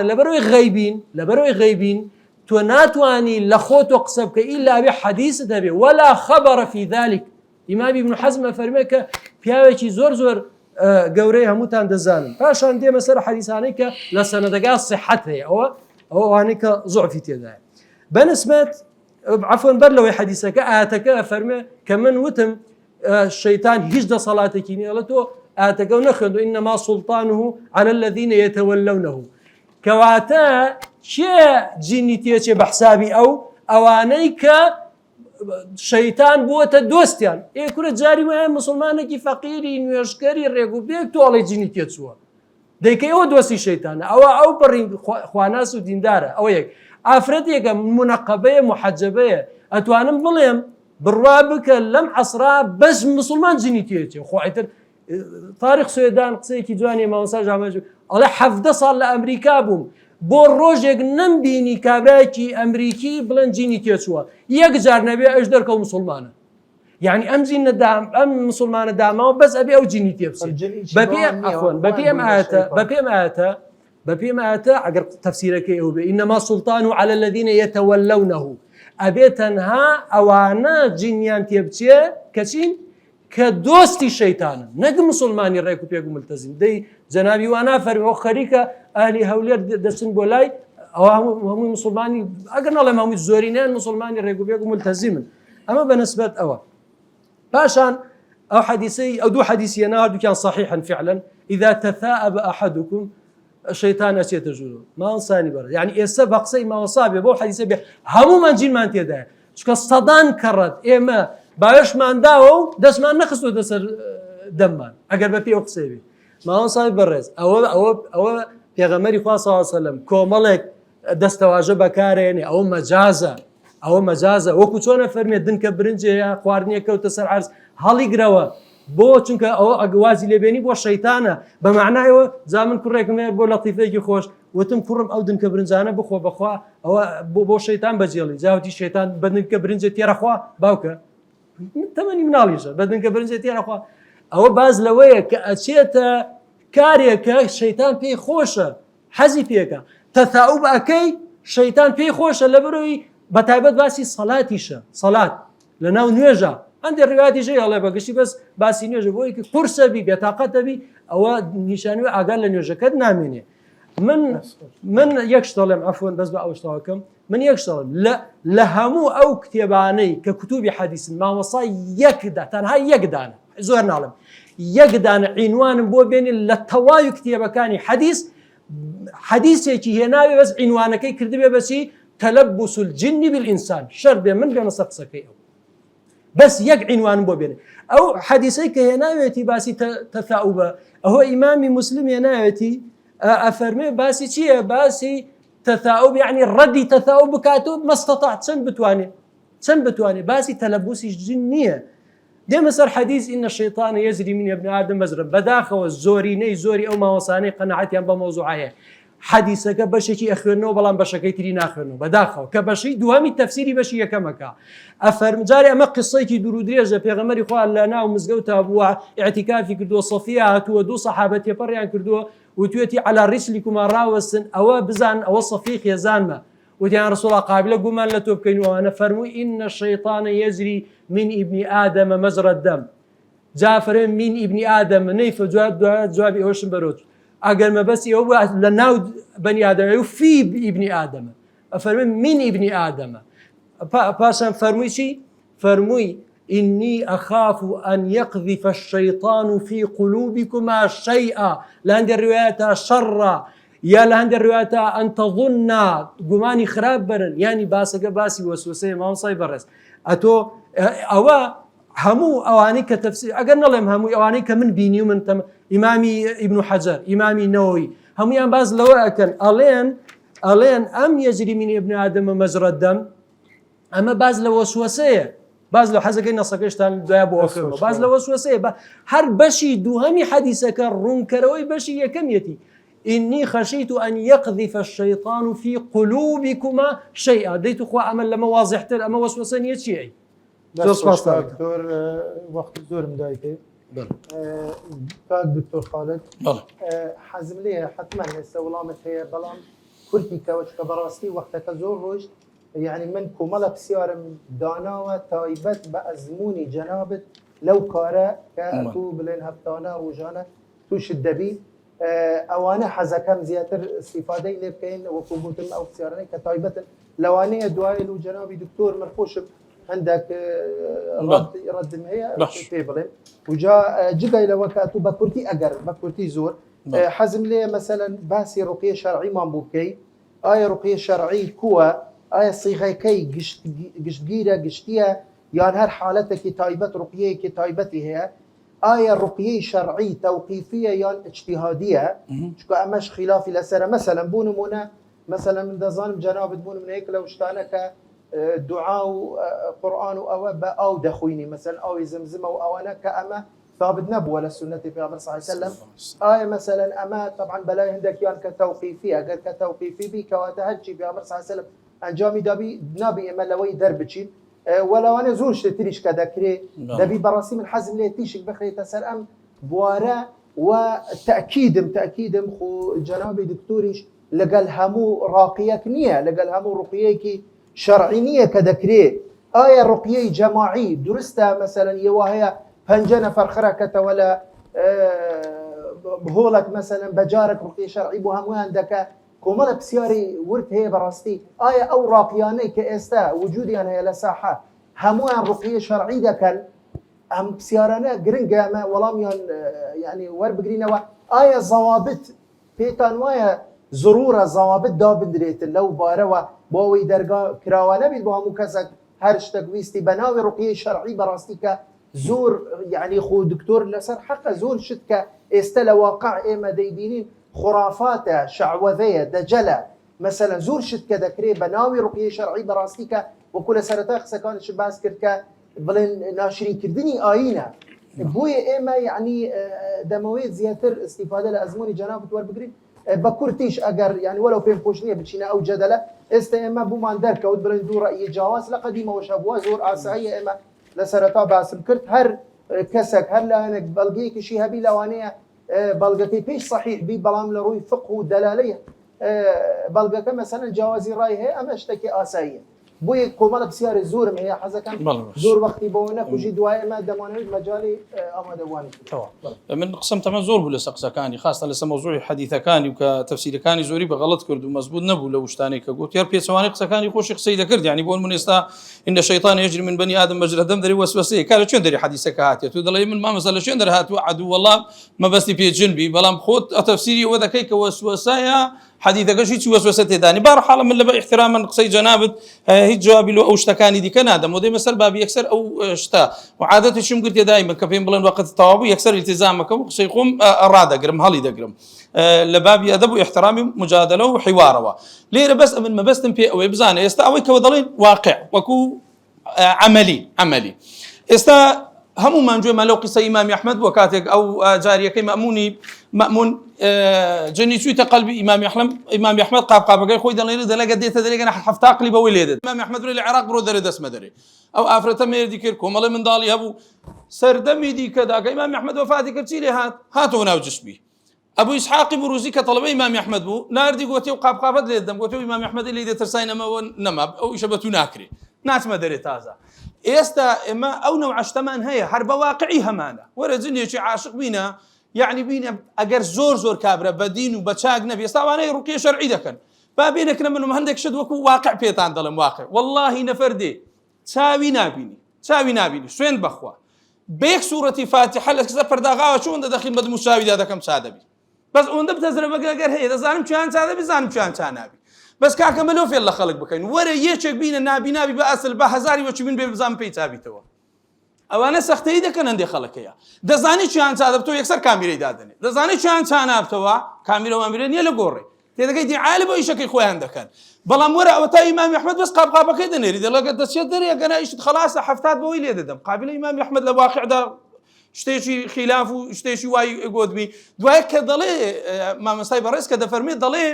وڵا ئیمامی ئەحمەد ئیستیشادی بە شتێک نەکردووە ئیمام کە قسەیەک دەکا بەڕێزان ئەبێ بچی بە دوو دەلیلی دابگەڕی نەک بڵێ دەلیلی نییە لە بۆ هەموو شتێک ذکری دەلیلی نەکردو لە عولەما کردوێتی لە بۆ عوام نا پێویست ناکە ئیمام ئەحمەد لەگە کەسێکی عوام قسان دەکا ئەوە یەک دوو وەرە تەماشا مەجموعی فتاوای ابن تەیمیە بکە خۆزگەستان نەسەکانم هەموو نووسیبەوە بەس ناکرێت لەبەر کەمی کات وەکو جەنابی دکتۆر فەرمووی بەس ابن تەیمیە ڕەحمەتی خوا لێ دەفەرمێ ابن قەیم خۆی لێ جێرتەوە لە خزمەت ئیمام دابووین واللهی ئەوەندەی لە نەفەرێک دەدا ئەوەندەی لێ دەدا حتا دەستی ماندیە بوو باشە دوایە کە نەفەرەکە داهاتەوە خۆشە خۆی دەگەڕێم و چ دەکەم لەکن ئیمامی وڵا چ دەکە یەک دەمە لێ دەدا کەسەتی پێ نەکردنا سوێن بەخوا لەوانەیە 100 جارمەوە تاقی کردیتەوە هوردم کردیە لەگەڵ لێدانێ دوو دارم لێ شکاندیا دڵم چێ لە توی دادنێ مامەستالو لێرە خەڵک لە من دەدا هەستی بە هیچ نەکردووە قابلە و مارات بی چبی بەشەر نییە دەماغی نییە ئەو هەموو دارە لە چێدرا ئەجا سەیرێکە و عەجایبەکە لە چدایە دڵم کا هەستەوە قیت بۆ مادام بڕۆ هەر ئەو هاتەکە ئەی بابە چکۆ هەندەی لە من پێی درا خوڕ بەسەرەی ڕۆحی لەگە دەرهێنرایە دەی باشە ئەوە چ بوو لە جسمی کە ڕۆی و مرتاح بوو يعني ناكري بڵێ ئەوە واقعني وتا ابن تيمية ابن قيم بخوي فرمي دائما تجربة من لقر آية الكرسي معوذتين أفحسبتم أنما خلقناكم عبثا وأنكم إلينا لا ترجعون بيخينا لجسم بزانة لدي أو إنسانة يعني أوهم حركات واقعية كرودا لواقع دا أقام يستاهل دليل كان وكو جنابي دكتور فرمي دكتور سليمان لما نقر نبلي المسألة كخلافية لما بين قبول ولما بين رد نحن بما عندنا وأنت بما عندك راض والرأي مختلف أو مشكلة مانية بس أمر وكو شاعر دري إذا لم ترى الهلال بالأبصار فسلم لأناس رأوه بالأبصار بابتو ما قد نديتي خلق ديتيتي لبردستي تداني وهذا زاني وقول صحيح يا شاعر دري وكم من عائب قولا صحيحا وآفة من الفهم استقيمي واقع بيد ضلي يعني استتناتواني إنكاري شتيك زور إنكاري من حقيقة شيء واقع لابد ما بردست بل استيقن من يلون قدرين برزان حمو إنسان يشي تيدك حرب یعنی وەکو بڵێن تۆزێک شتێکی هەبی تێیدەگا من لەگەڵ جنێ قسەمەکە ئینگلیز بوو چوو بە جسمی متەرجممان هینە وەرە کاکە بە ئینگلیزی قسەی لەگە بکە ئینگلیزی قسەی لەگە کردی هوردمان کرد لەگە لێدانی ڕەوانی بەریتانیامان کردەوەی بێندەر بوو باشە کوڕەکە بەخۆ هاتەوە گوتم do you speak English گوتی مامەستا من هەرچوومە مەکتەبێ ئینگلیزی دەزانی هەر خوێندەواریم نازم ناوی خۆم بیست ئەرێ کاکە چی بە ئینگلیزی قسەی دەکرد وەچی کوردەواری دەرێگە لەفزەکە جوان نابی ئەدی بابم بوو قسەی دەکرد بە ئینگلیزی چێ بوو قسەی دەکرد بە ئینگلیزی متەرجممان لۆی هی نابوو ئێوە واقعە یعنی چی لێ دەکەی بەس پێمرە کوی تەفسیرەکەی کوی تەرجەمە دەکەی دروستە یعنی ئەو لەسەر زمانی وی قسان دەکا بەو لوغەتەی ئەو دەتوانی قسان بکە بە زمانی ئەو دەتوانی قسان بکە کە دەیهینە سەزاری ئەو هایە بەڕێزان ها ئێمە نەهاتین برێن تەحەکوم بە ئینسانەکە چونکە جەنابی مامەستا وا تێگەویشتە دەڵێن ها جنەکە بێتە سایق و ئینسانە ڕاست بە دووی دەکەوێت ئەو هانیە ئیلا کە تو قورئانی لەسەر دەخینە ئەگەنا نەفەر هەیە ئێستا دەهینینە ئێرانە لە من و تو جوانتر قسان دەکا بەس قورئانی بەسەر دابخینە بزانە چی لێ دێ ئەو ئاەتانە کە مەشمولن بەو ئینسانە حتى أما تجربة ماني يستا إنساني واحد لا إما سختي دكاتن آياتي لو دخيل كيس علاقة بموضوعنا دانيا تماشاكم راس خوي بتيك ددا بيبو سختشيا بيبو لوش بو آياتي أمن دم يدا بتيكش نقبو آياتاني ديك كمتعلقني بو بابا توا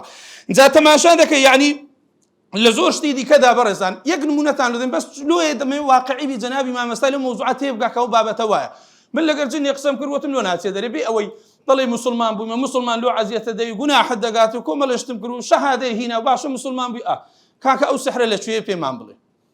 قلت ما مثلا سحر لقفر كرايا لمالي برايدان درا لناو مركانيا لفيش ذاك مدبغيا كرة قلت ما نبي تكون جملة قليداني قاعد لي بيتو خرافت لي قومايا قلت ما مثلا وانا ابو وعد وابي بخومه تو دناس بخوا جارك لي دائما يستاش اثاري بقلبه ودياره قلت خراب بيمكتيا جاري شي كخوم بليدان هذا قلت ما كابري بروبزان الراس دكا هل لمجلسك شو لمن در قفلك هنا ولا ماري براك بواسطه سلام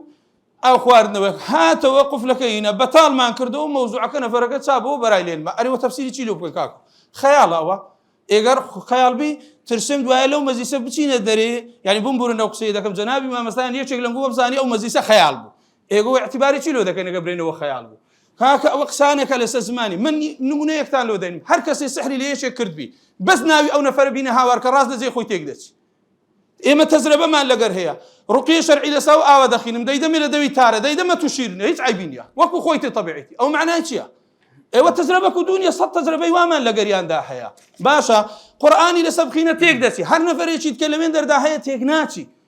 ئەوە دلیلە تەلەبوسێک لە جسمی ئەودا هەیە دوایە ئێمە خیتابمان لەگەریانە یعنی قسەمان لەگەریان هەیە يعني إستا بيني إما وبيني ساحرك أو كليك ما نجاوز ذكاته أواني استعانة بجنة كان إما بقرآن وحديث في غمبرك صلى الله عليه وسلم ويك دينار لبشرك ورناقرين وإيش كان بس زياتر في سبيل الله راسته موضوع خلشي كرديته مكسبه شيء تجاري وفاري بيداك أو زورشتانه ذكا بلام لعين كاتش ده نابي ما هو بزانين والله أو كسا هیچ شتێک لە جسمی ئەو دانیە ئەوە واقعەکە یعنی ناتوانی ئینسان ئینکاری بکات دوای ئەمە هەندێشتان پێ بڵم یعنی بەڕاستی مراعاتی هەندێشت دەکەم لە مەجلیسەکە نایڵم بەڵام لە جسمیدا هەستی پێ دەکەن ئێستا جن ئێمە قسەی لەگە دەکەم ئاوا ئینسانەکە دانیشتووە دەڵم بڕۆ دەستە ڕاستی ئەو دەستەی وا لێ دەکا و قوربە سەرزگت پێ دەشتێ ڕاوە نەچێ دەرێ بڕۆ دەستی چەپی ئەو دەستە چەپەی وا لێ دەکا حرەکە پێ دەکا شێت دەبی بڕۆ لاقی بڕۆ ئەو پێ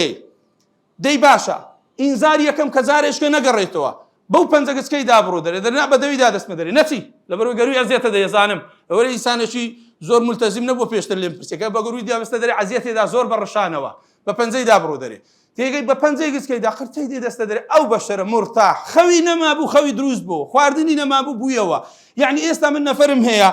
يعني حزم نكر قوتم نوك وانا خاصفت الركلام واشتوا قنا والله يتصالم فيه وذكر ما مسح حف ساره خوم لي نكت يا تيدقي ئێستا دوونی شەی مرتاح نووسیمە کوورە مامەسە بەس دەوت لێکەوە شتێکت بدەینێ کۆتم کاکەمە لە بابیرمان و نەکبەتمان والو هاتێ کەس پارە هیچ لێ کەس وەرناگرین و خەلاص و بڕاوە نە دینارێک و نە درهەمە یعنی قەس دەکەی من چێ بەڕێزان یعنی ناکرێ ئەتوو بێ شتێکی واقعی ئەو سەردەمیانە ئەو هەکە ئێمە لەگەڵیدا تێکەراوین وەکو پێشتریش گوتم یعنی مامەسە جوابی ئەوەشی نەداوە بۆ نمونە کەسی وەکو مامەسە مەلا جەمیلی حافظ وەکو مامەسە عەبدولقادری تەوحیدی کە خوا مرتبەیان بەرزکا لە کنەخۆیدا من هەتا ئەوان مابوونە و ئیشەم نەدەکرد يعني لنا تاريخات منا أو موسوعة يعني بأيش خوشي نازان بلم آسان بيو يعني شتيشي طبيعي وقت شي زور دي دقري بس والله يتساوم بهند مسلمانك كي واحد يسمى توبيرك في غمر فرمي صلى الله عليه وسلم حاجتي مسلمانك جبزك باشتر لو يجمع اعتكاف إلى مزقفتي من ده دەیستایمە چەند کەسی وامان ئینقاذ کردی بەس وەرە تەماشایکە وەڵڵی نەفەرمان بە فەزلی خوا بە ئیزنی خوا ئینقاذ کردی وتی مام مەستا 3 عەمەلیاتم کردی قەسەم بەخوا لەگە قسەی تو ئێستا تێدەگەم هیچ عیبم نەبووە هەر هیچ عیبم نەبوو لەبەرەوەی عەمەلیاتانە هیچی لۆ من نەکرد ئێستاش بەعزێ دکتۆر هەیە ئێمە خۆمان تەستیقمان لەگەریان هەیە هیچ عیلاجی پێ ناکرێت دەڵێ مام مەستا فحوساتی کامل ئەو ئینسانە هیچ عیبی نییە چاریکە ئەوە بۆ ئیشی تو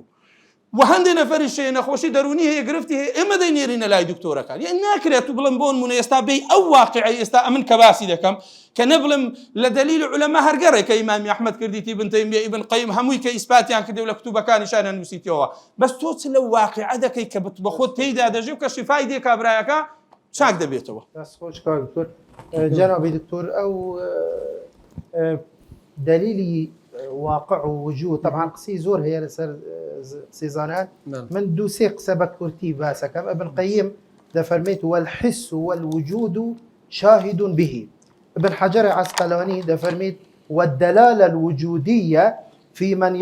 يصرعه الجن من الإنس كثيرة جدا حسن البنا لقسەکەی دەفەرمێت وقائع سلوك الجن يعني تيجون الجن أبو إنسان وقائع سلوك الجن في أجساد الإنس كثيرة مشاهدة لا تكاد تحصى لكثرتها فمنكر ذلك دفرمت مصطدم بالواقع المشاهد وأنه لا ينادي ببطلانه قوله يعني دليل أو كإنكاري بك أو قبل واقعك إنكارك أو وجودك أو دكتور شهر لو باره بو يعني رأي جناب شيء لو حالك أو باسكر آية أتو تفسيرك بويك أمانة خوشي درونية مثلا تفسيري جناب شيء لو أو حالتانيك واقعا مشاهدة هي جوانا دست خۆش مامۆستاجان من هەر دێمە سەر قسە یەکەم کەوتم ئەم بابەتێکە یەکەم غەیبیە دوو هەمیش پرسێکی شەرعیە ئەبێ بەڵگەیەکی ڕوون و ڕاشکاوت هەبێ بۆ سەلماندنی کە نییە ئەوەی کە مامۆستا باسی کرد هەموویمان جواب داوە بەڕاستی بەڵگەیەکی واضح و ڕوونی ئەمە یەک دوو باشە ئەگەر ئەم مەوزوعە فعلاً هەیە لە سەردەمی پێغەمبەری خوا عەلەیهی سەلام هەبووە تا دواتری سەلەفی ساڵحۆمانە بۆ سەدان ڕیوایاتی سەحیح و ئەوانەمان نییە یعنی ئەگەر ئەوەنە بەربڵاو بووایە لە سەردەمی پێغەمبەری خوا عەلەیهی سەلام کرا بووایە و پێغەمبەری خوا کردبێتی و ئەمانە بۆ بەس حەدیثی ضەعیف دێ بۆ صحیح نایە بۆ مەسەلەن پێغەمبەری خوا نووسنگەیەکی دانە ئەنعادەی و خەڵکی نەوەرن جینتان تێچوو دارکاریان کە گومان ساڵە سێ چوار دارن تیاشکاندووە ئەهەیە پێغەمبەری خوا داری لە کەس ئاشکاندووە ئەگەر ڕوقەیەکیشی کردبێت دەستی خستۆتە سەر سنگی و یاسەر پشتی ئەوانە دوعاچی کردو نەدارکاری بەکارێناو نەمانە ئەمە خاڵێکی کە مامۆستا مەڕە مرورە الکیرام بەسەر ئەو ئاەتەی کە جەنابی مامۆستا لێی پرسی ئەوەی حەزەتی ئەیوب ئایا ئینی مەسەنیە الشەیطان تۆ چۆن تەفسیرەکەی ئەگەر ئەمە بەوە تەفسیرکەی کە جنی تێچووە ئەوایتە هەوا هەر زۆر خەتەرە یعنی کەواتە جن زۆر بە ئاسانی ئەچێتە ناو پێغەمبەران کە پێغەمبەران مەعسوومن ئەو کاتە پێغەمبەر جینی ئەچێتێ و قسە ئەکا بە ناوی خوا جینیشە جن قسەی کردو ینی تەلەبوسی بە پێغەمبەرەکە کردووە ئەو کاتە لەتمە لە وەحیش ئەدرێ مستحيل پێغەمبەرە مامۆستای باسی وحیمان کردوتمان بیستە ئەوەی نەکردووە یعنی بەس وەکو قەوسێک گوتم مەوزوعی وحیی هەموو عولەما متفقن هیچ شەیاطینێک تەدەخولی پێ نەکردو دروستە لە کاتی خۆت عەفوان من دەڵێم تۆ تێپەڕیت بەسەر ئاەتەکە بۆچی تەفسیری ئاەتەمە بۆ ناکەی مەسەنیە الشەیطان یانی چی یعنی مەسی کردیانی چووە ناو قەلبی تەفسیری ئەومان بۆ بکە ئەمە یەک جوابت نەداوە دووهام أو آتيك أفرمي والذين اتقوا إذا مسهم إن الذين اتقوا إذا مسهم طائف من الشيطان أمانة متقين مسهم طائف يعني جنس والقلب يعني تذكروا فإذا هم مبصرون يعني جنس وقلب يعني أمانة متقيشن جناب فرمي أواني كدوسي الشيطان إنما سلطانه على الذين يتولونه دي أمانة خو متقين أو أنا متولي الشيطان يعني بشتيان للشيطان كردو متقين رؤيا الأخوة كردو أفرمي مسهم طائفون شون جناب التفسير يكي حزكم هم بوليك بيتوا باشان دعاء أفرمي وإخوانهم يمدونهم في الغي ثم لا يقصرون أو باشان جنابي فرمي جنابي دكتور يجري من ابن آدم أو علماء بمعنى وسوسنية أو تا إمامي إمام ابن حجر فرميشي والمحصل من هذه الروايات أن النبي صلى الله عليه وسلم خشي عليهما أن يوسوس لهما الشيطان ذلك باشا قربان أو باسی وەس ئیمامی نەوەی واڵێ شڕاحی حەدیث بڕۆ تەماشاکە وا دەڵێن لە خۆمە نەمێنە پاشان بەشی دووهەمی وتم تەفسیری یەکە بەشی دووەم يقذف الشيطان في قلوبكم پاشان جەنابی باسی ئەوەی کرد کە ئەو عولەمایانە مەسەڵەن وایان فەرمووتم عولەما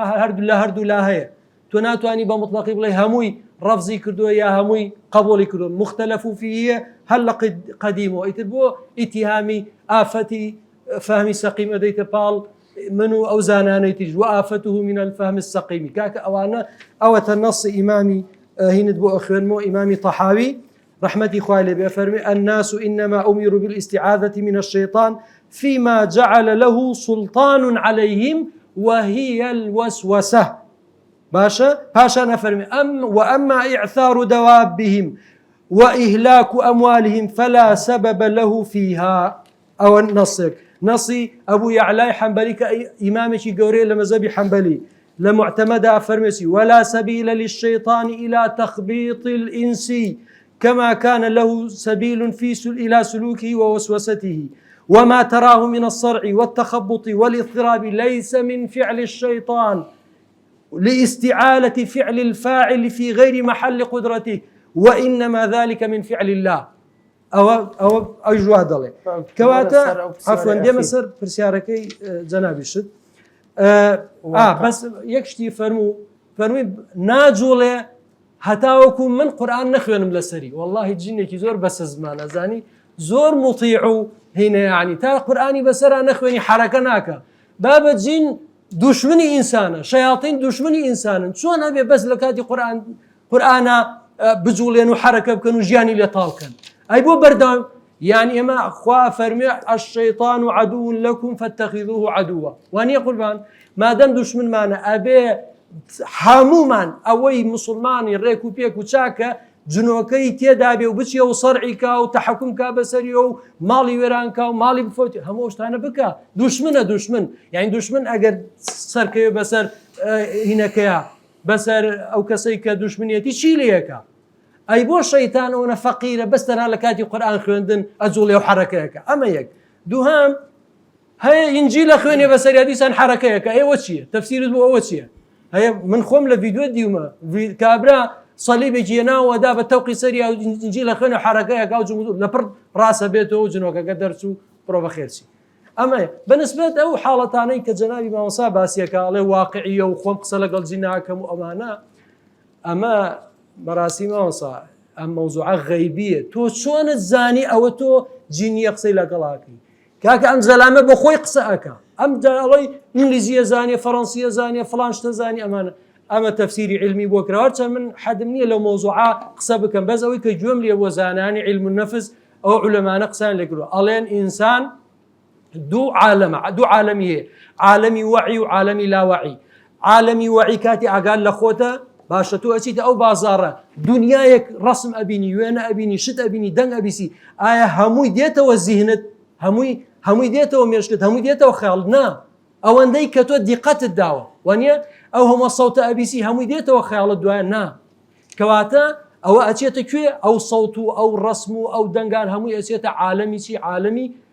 عالەمی لاوەعی لە عالەمی لاوەعی زۆر فراوانترە یعنی مەسەلەن تۆ کۆنترۆڵت گۆڕیوە لە ماڵەوە ئەچێتە سەر مەسەلەن زمانی فارسی کۆمەڵە قسەکە ئەوانە گشتی خەز نەبێ ئەچێتە سەر کەناڵێکی فەڕەنسی گشتی خەز نەبێ ئەچێتە سەر ئینگلیزی گشتی خەز نەبێ دەی هەرچی شت هەیە هەرچی گوێت لێ لە قسە هەرچی ئەبینی لەوێنە هەمووی ئەچێتە لاوەعیتەوە کاتێک کە ئینسان وەعی نەما لە هۆش خۆی چوو ئەوجا لاوەعی کۆنترۆڵێکە هەموو ئەو قسانەی کە بیستوێتی ئەو دەنگانە ئینگلیزیە فەڕەنسیە فڵانە فیسارە هەمووی دێتەوە سەرزمانی قسەکانەکە ئەمە تەفسیری علمی هەیە ئێمە لە غەیبە چۆن لە خۆمانە توانین بڵێن ئەوە کابرا قسە بە زمانی خۆیەکە ئەنجا تۆ ئەڵێ وەڵا ئەمە جینە چۆن زانی بە چ بەڵگەیە ئەنجا نمونەیەکی زۆر خۆشتان بۆ بجێڕمەوە لە قەدیمە یەکێک لەو زانانە ئافرەتێک خۆی شێت کردووە کە کاتێک گواستویانە تۆ خۆی شێت کردووە بردویانە بەلا ئەو ئیمامە وتێتی بە تەنها لەگەڵتی وڵی چیت لێ بشارمەوە ئێمە من شێت نیم بەس وڵی من کەتنیەکەم کردووە عیب نەبێت لە ڕوتان پەرژێنی قایم بێ کچێتیم نەماوە ئێستا من بچمە لای ئەم مێردەم ئاو بەو شێوە بەڕاستی فەس حەبم وتی مادام وایە من تەکبیرێکت بووەکەم ئەو جا بانی کەسوکاری کروانە وتی کاکە ئەم ئافرەتە بەخوا جینی تێدای وتیان دەعیلاج وتی وڵی جینەکەم قسەم لەگەڵا کردو ئەڵێ من ئەگەر لە چایەوە دەرچم کوێرە بێ ئەگەر لە هەر شوێنێکەوە دەرچم پەنێکی بەسەرادێ لە گوێ دەرچم کەڕە بێ لە فلاژ شتێکی لێ تەنها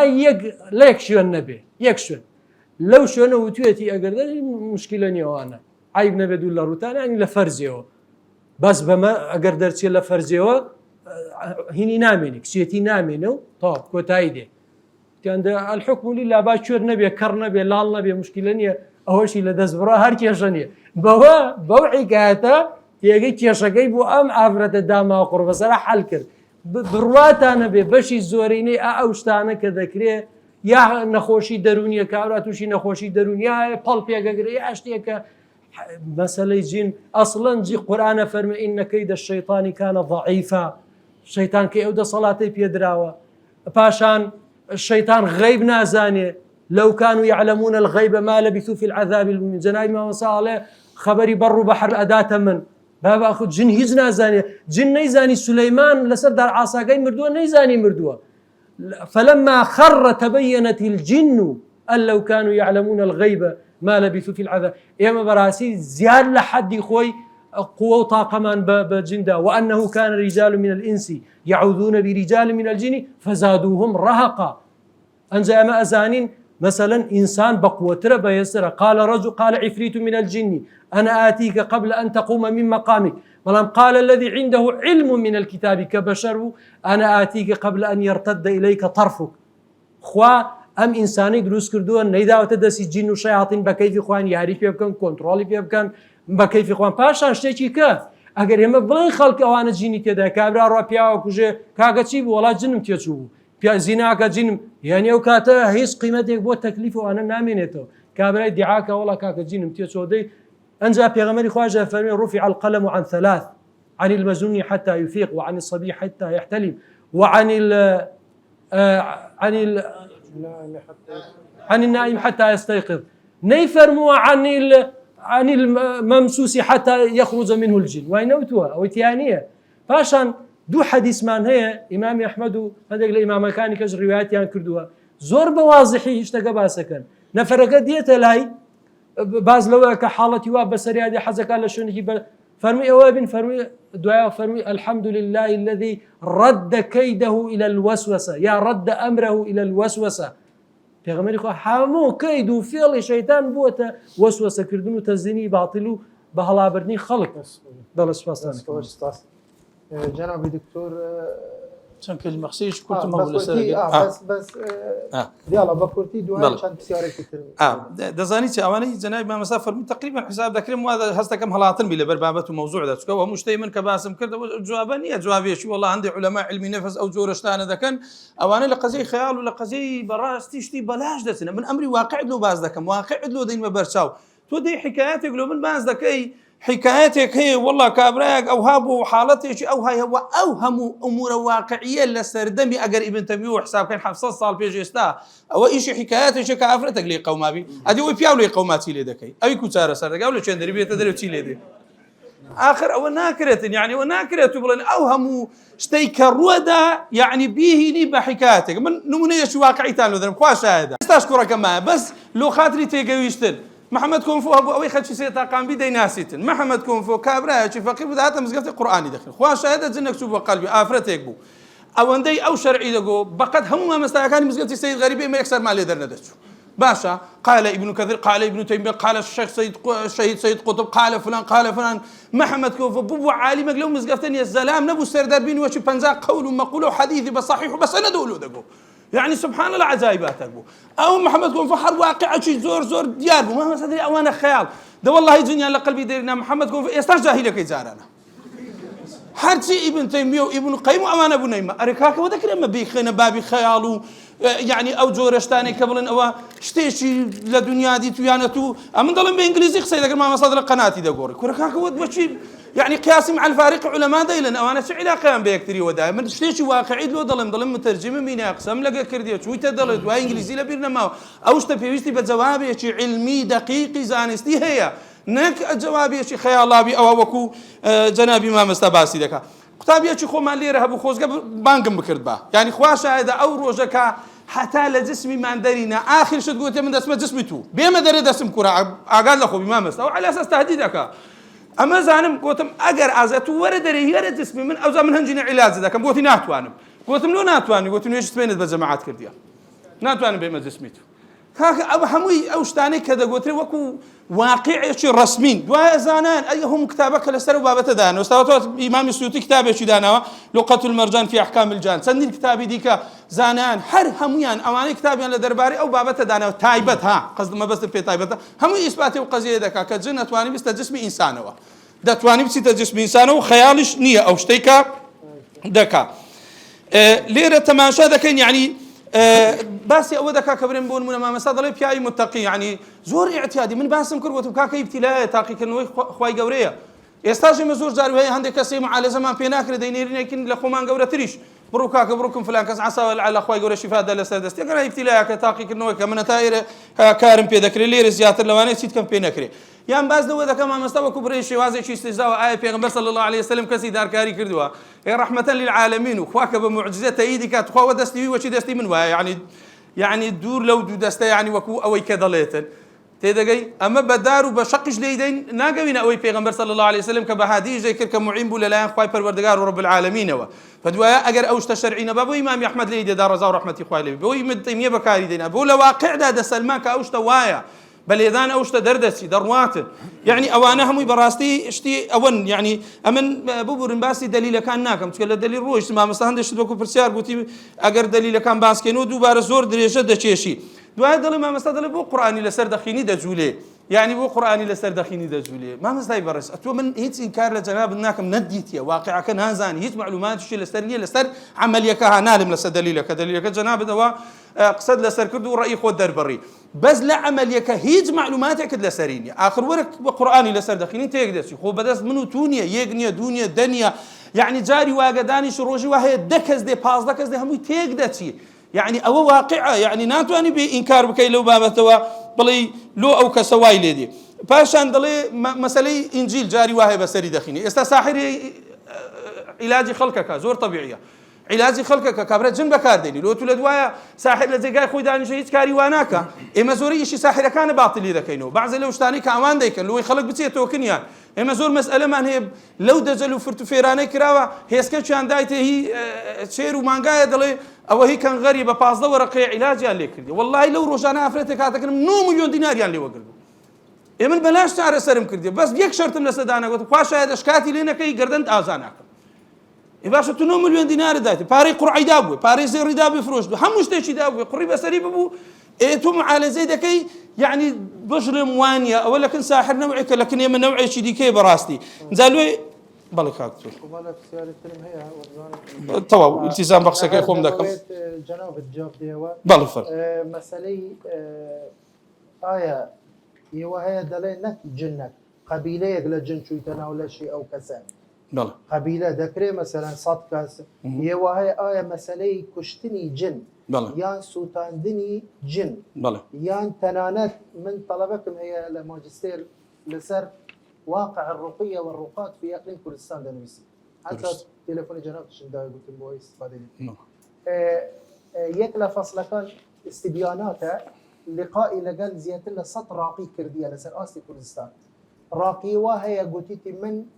حتى استا بمليونان جنم سربري آخر تو جن لچی دبینه تا سری ببری آیا جن دا کجری آیا دا سوتین دری آیا چون سر دری آیا چون يعني او موضوعات آیا قبیله دا کری مليونك جن لانه لا شيء كسك بي او اقل بكرتي بله بكرتي طبعا حديثي في غمر ماني صلى الله عليه وسلم صحيح مسلم كما جاي في ذكاك الجني قسان ذكا نوتنوق سي درو دردسي شي راستي دردسي او كدايل زور جاري واهي لبوز زخامات كردني وضعكي خوي لجسم انسانك لو راقي كترسي لبنشتري دري ما قال سوري ئێمە کە لێماندا ڕۆیشت و هەر یەک بووە زۆر نەبووە ئەوەی کە گوتیت یا ئیوا هەیە حەجمی خۆی بەیان دەکە بەڕاستی دڵم کاکە تو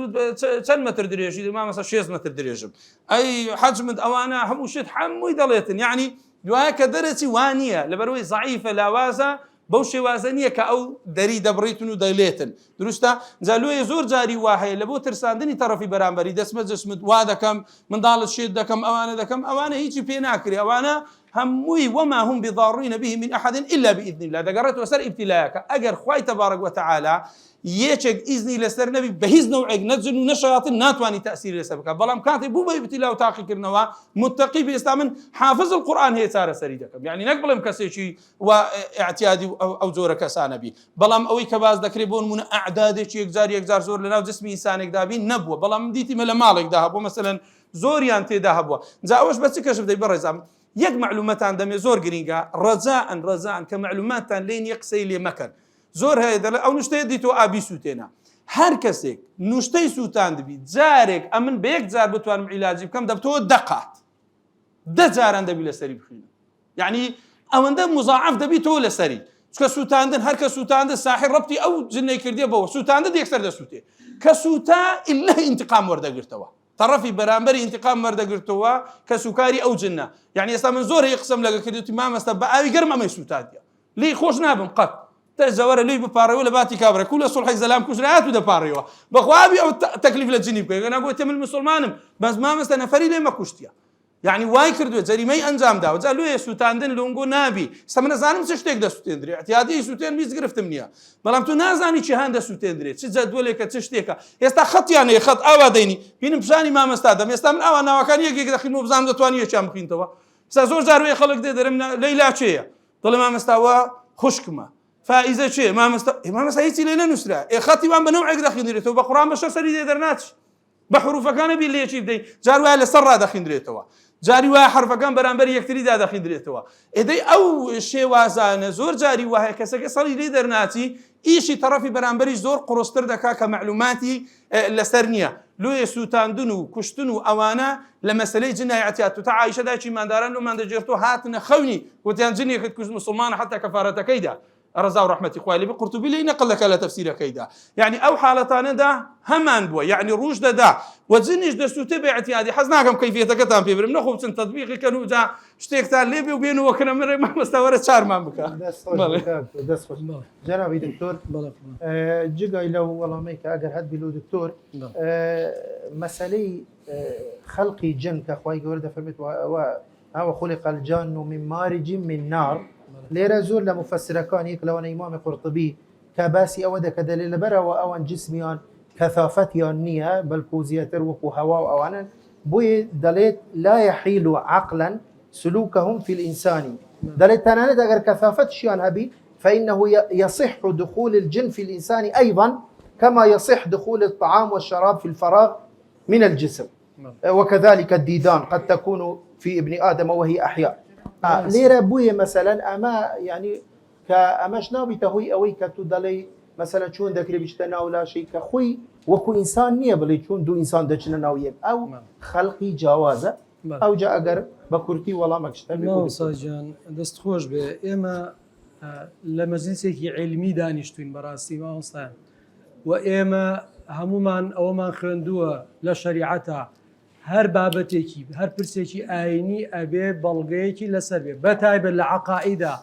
جەنابی مامۆستا جەنابی دکتۆر ئاماژەی بە هیچ بەڵگەیەکی سەریح و وازح نەکرد لە تەلەبوسی جینەوە بازی تەلەبوسەکەی بۆیە پەنای برد بۆ کۆمەڵێ قسەی ڕۆژانەی خۆی کە لەگەڵ خەڵکی ئایکا و ئەوە هیچ ئەوە تەفسیری ئەوە بۆ مۆزوعەکە یعنی تەفسیری ئەوە هەڵێ ئەمەی کە قسەیەکە ئەمەجنە ئەگەر جینیە چییە مامۆستای بەڕێزم عزیزەکەم ئەوە تەفسیری تۆیە تۆڵی ئەوە جینە بەڵگەیەکمەوە لە قورئان بڵێ چونکە ئەمە غەیبە بەڵگەیەکمەوە لە قورئان وازح بڵێ جن ئەچێتە ئینسانەوە حەدیثێکم ئەوێ بڵێ وازح بڵێ جن ئەچێتە ئینسانەوە من دووبارە یەکەمەوە تەحەداکە یەک دانە عنوانم بۆ بێنێت لە تەواوی کوتوبی سونە کە بڵێ حەدیثێکیە نابێ بەڵگە بێ لەسەرەوەی تەلەبوس الجن بالئینس ئەتەسلیمە بم ئەوە یەک دووهەم ئەو قسانەی جەنابیان کردیان بەشێکی تۆزێک تەجاوزاتیە بوو قەینەگەرنی ئازابێ بەڵام بەڕاستی من هەندێک پرسیارم لێ کرد جوابی نەداوە جەنابی دکتۆر من پرسیاری ئەوەی حەزەتی ئەیوبم لێ کرد دووبارە یەکەمەوە تەفسیری چییە مەسەنیە شەیطانیان ینی جنی تێچووە یا بێ بڵێ یا بێ بڵێ نا خۆ لەوە زیاترمان نیە پاشان الذين اتقوا إذا مسهم طائف من الشيطان أو جواب ندا وحزكم جواب بيته بنسبة أوي كجناب أي فرمي عقلا مثلا ذكره جن بشيت إنسان من جالم عقلا أكره نتشه عقلا كواتا إيشمان بعقل نية موضوعي غيبيات أبيد بلغيق لكتاب السنة أبي أجرنا بعقل بيت عقلي تو ممكن بشي من جالم ممكن يبشي بوشي تشكو دو عالمي جوازن دو بيكاتي جوازن لبرو ممكن يبشي أنجا شد بعقل ثابت أبي قربان لم موضوعانا لموضوعي غيبة بعقل إثبات نابي أبي بلغيكي رونو راشكاو دبي أو نموني من ينام وكو شتيكي صعبة أمانة ما كردي بموضوعك يعني هر وكو أو موضوعانية كجنابي أنباسية كر خو من استشهاد بيكرو نكرد ما بلغو وتم أم حالته هي لنا وخلقها بشيكي حالتي دروني ونفسية بشيكي فرتوفيالي وكو أو جنيكا أو فرتوفيالي كرد أمية پاشان جنابي فرمشتي علمي نهينا من قصي علمي زاناني علم النفس بيان كرد وتم اوان والم من خوم هيز نالم من خوم لي نازانم اوان وادلن الان اما تفسيري علمي اما بو ام موضوعه جنابي شو علم النفس شارزاني نابي بلاي ولا او موضوع او حاله درونيه او هاي ابي برز بوانه بك مختص هردو لامان اتينا لاي كساني مختص باشا بیا با کۆڕێک بگرە بۆ من پێم خۆش بوو دکتۆرێکی علم و نەفس لێرە بواە ئەویش با بزانین تەئیدی منیە کرد یا تەئیدی جەنابەت ئەو کاتە مهمترە بوو ئەمما من قسە بکەم بڵێم وەڵا تەفسیری من ئەوەی جن نییە تۆ ژەڵی جنە ئەمە بەچی یەکلای یەکرێتەوە ئاەت و حەدیث نەهێنا واضح و صریح بڵێ تەنها قسەی خۆتت کرد تەفسیری خۆتت وت تەفسیری خۆتش مەقبول نییە تەفسیری منیش مەقبول نییە تەفسیری مختصين لم بوارا مقبولة. بله. بكرتي مجال من أول شيء كلمة هرجور بكرتي. ما مثلا ضل بلقدنا هنا وبرز من بلقم هنا هم تأويل كرد. هم يبقى كيف يقول تفسير كرد. ضليت من ما مثلا برز ده فرم من بقول في نالم جنابي شو سنزار الشمبي أو مراعاتي أو نقطة هرنا كالقيدناك. ضليت تفسيري خوتنا أري برزان هم تنجي طالبوا قرطبي ملو باسكر ابن كثير ملو باسكر شوكاني ملو باسكر وأنا تفسيري منن. دقيقان ئێستا بیخین مولێرە هەر نەستەن ئێستا لەکەن قورتوبی و ئەگەر لەبەر دکتۆرا گوتم کەماگەنا ئێستا نەستەکەم ئالێرە نووسێ لە بۆی باز دەکەم ئەو کەنجی تەفسیری منە ئەوە تەفسیری زانایانە لە بۆم باس کرد هیچ عیلاقەی بە مندا نییە کوەتو دووسێ تەفسیرت هەیە ئیتویە چەند ئەسەن هەی معتەزیلە هی زەمەخشەریە هەندێکیان لەوانەی لە ئەهلی سونەنە کە گوتیتیان ئەگەنا فی کولی الأحوال دابنن ئێستا بەڵگەکانی من کە من باسم کردووە ئەوانەی ئەهلی سونە و جەماعەت ئیدی دەکەن بە دووقات و سێقات و شارقاتی دەلیلەکانی تۆ کە لە جێدی کە هینایتت ئەوە یەک دوو تەفسیری ئەوەی ئەیوب دەڵێ جوابی نەدا کاکە من جوابم دەخۆ چەند جار جواب بدەم ئەڵێم مەوضوعی وحی تەدەخولیان نەکردی عولەما متفقن لەسەر هەندێ ئەوە ئیبتیلایە کە خوای گەورە کوم متەسەڵیتی دەکا بەسەر ماڵ و منداڵ و بەسەر ئەو نەخۆشیانەی کە بەسەری دات کە پێغەمبەر صلی الله علیه وسلم مبتلا بوو بە وحد ئەو هەموو سەحابیەی لێ شەهید بوو خو معنواني خوای گەورە ڕچی لێ دەفتەوە یان پشتی تێ کردیا ئەو قەزیە خوای تبارك وتعالى پێغەمبەر ئەیوبی بەوە ئیبتیلا کردو بە خۆشی دەفەرمێ يعني بنصب وعذاب مسني يعني مسي پێکەوتووە هی شەیاطینی پێکەوتووە بەس لە وحی نەبووە پێشم گوتی وتم پێغەمبەری صلی الله عليه وسلم سحری لێکراوە بەڵام لە مەسئلەی وحی نەبووە ئەو مەسئلەیەم جواب دا و نەک بڵم جوابم نەدابی تویا لەبەر جوابەکەدا هەڵبێ نەخێر تەلەبوسی پێ نەکردو بەس لەسەر ئەو قەزایانیدا کە هەبووە کە عیلاقەی بە ماڵ و منداڵ و ئەوانەدا بوو بەس بە وحی نە لە وحیدا تەلەبوسی نەبووە بەڵێ نەخێر جن بە قەلبیدا نەچووە بە جن بە قەلبی پێغەمبەراندا نەچووە ئەبەدەن يعني الشيطان ئەوەی لۆ هینە ئەجەبا ئەگەر بێمە سەر تەفسیرەکە بە تەواوی لە بۆ تەفسیر کەم باشە کاتێک کە دەفەرمێ پێغەمبەر ئەیوب عەلەیهی سەڵات وەسەلام مەسی توش بووە مەسەکە لە ماڵی بووە لە منداڵی بووە لە وەسوەسەی بووە لەوەی کە بە ڕۆژانە پێغەمبەر ئەیوب کە ئێمە دەزانین لە حەدیثی صحیحدا هاتووە پێغەمبەر ئەیوب 18 ساڵ نەخۆش کەوتیە و بە نەسی حەدیثی صحیح پێغەمبەر فەرمێ صلی الله علیه وسلم بەشێک لە طاعون عیلاقەی بە وەختی شەیطاندا هەیە ئەوانە تەسیری و کاریگەریان لەسەردا هەبووە ئەلەو بابەتانەدا بووە ئەو نووسب و عەذابەی کە تووشی پێغەمبەر ئەیوب بووە نەک عیلاقەی بە مەسائیل وحیدا بیان جنێک چوبیتە ناو قەلبی پێغەمبەر ئەیوب عەلەیهی سەڵات وەسەلام بەڵام ئایا کاریگەری لەسەر ئەو شتانەدا هەبوو کە خوا پێتاقی کردیتەوە بەڵێ فەرموو پرسیارێ بکە يتخبطني الشيطان من المس فرموت أما يعني شي مس يعني شو تناول شيء أما تكرب بلقى دي همان آيات فرمي مسني الشيطان يا مسهم طائف من الشيطان شلون أما ليرات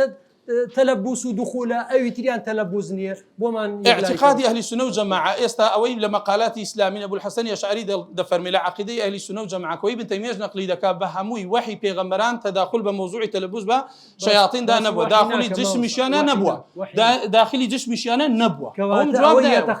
يتخبطوا ما مستيبرز بو خد تفسير تكربوت يلعب ويسرع أو تخبطك لبو إنسان دا قلت يا مشر وما قلت وظلين سرعي تو شبيه إنسان شيطان قام يفيدك تو بخد أو قال لك قاموس راخين دوا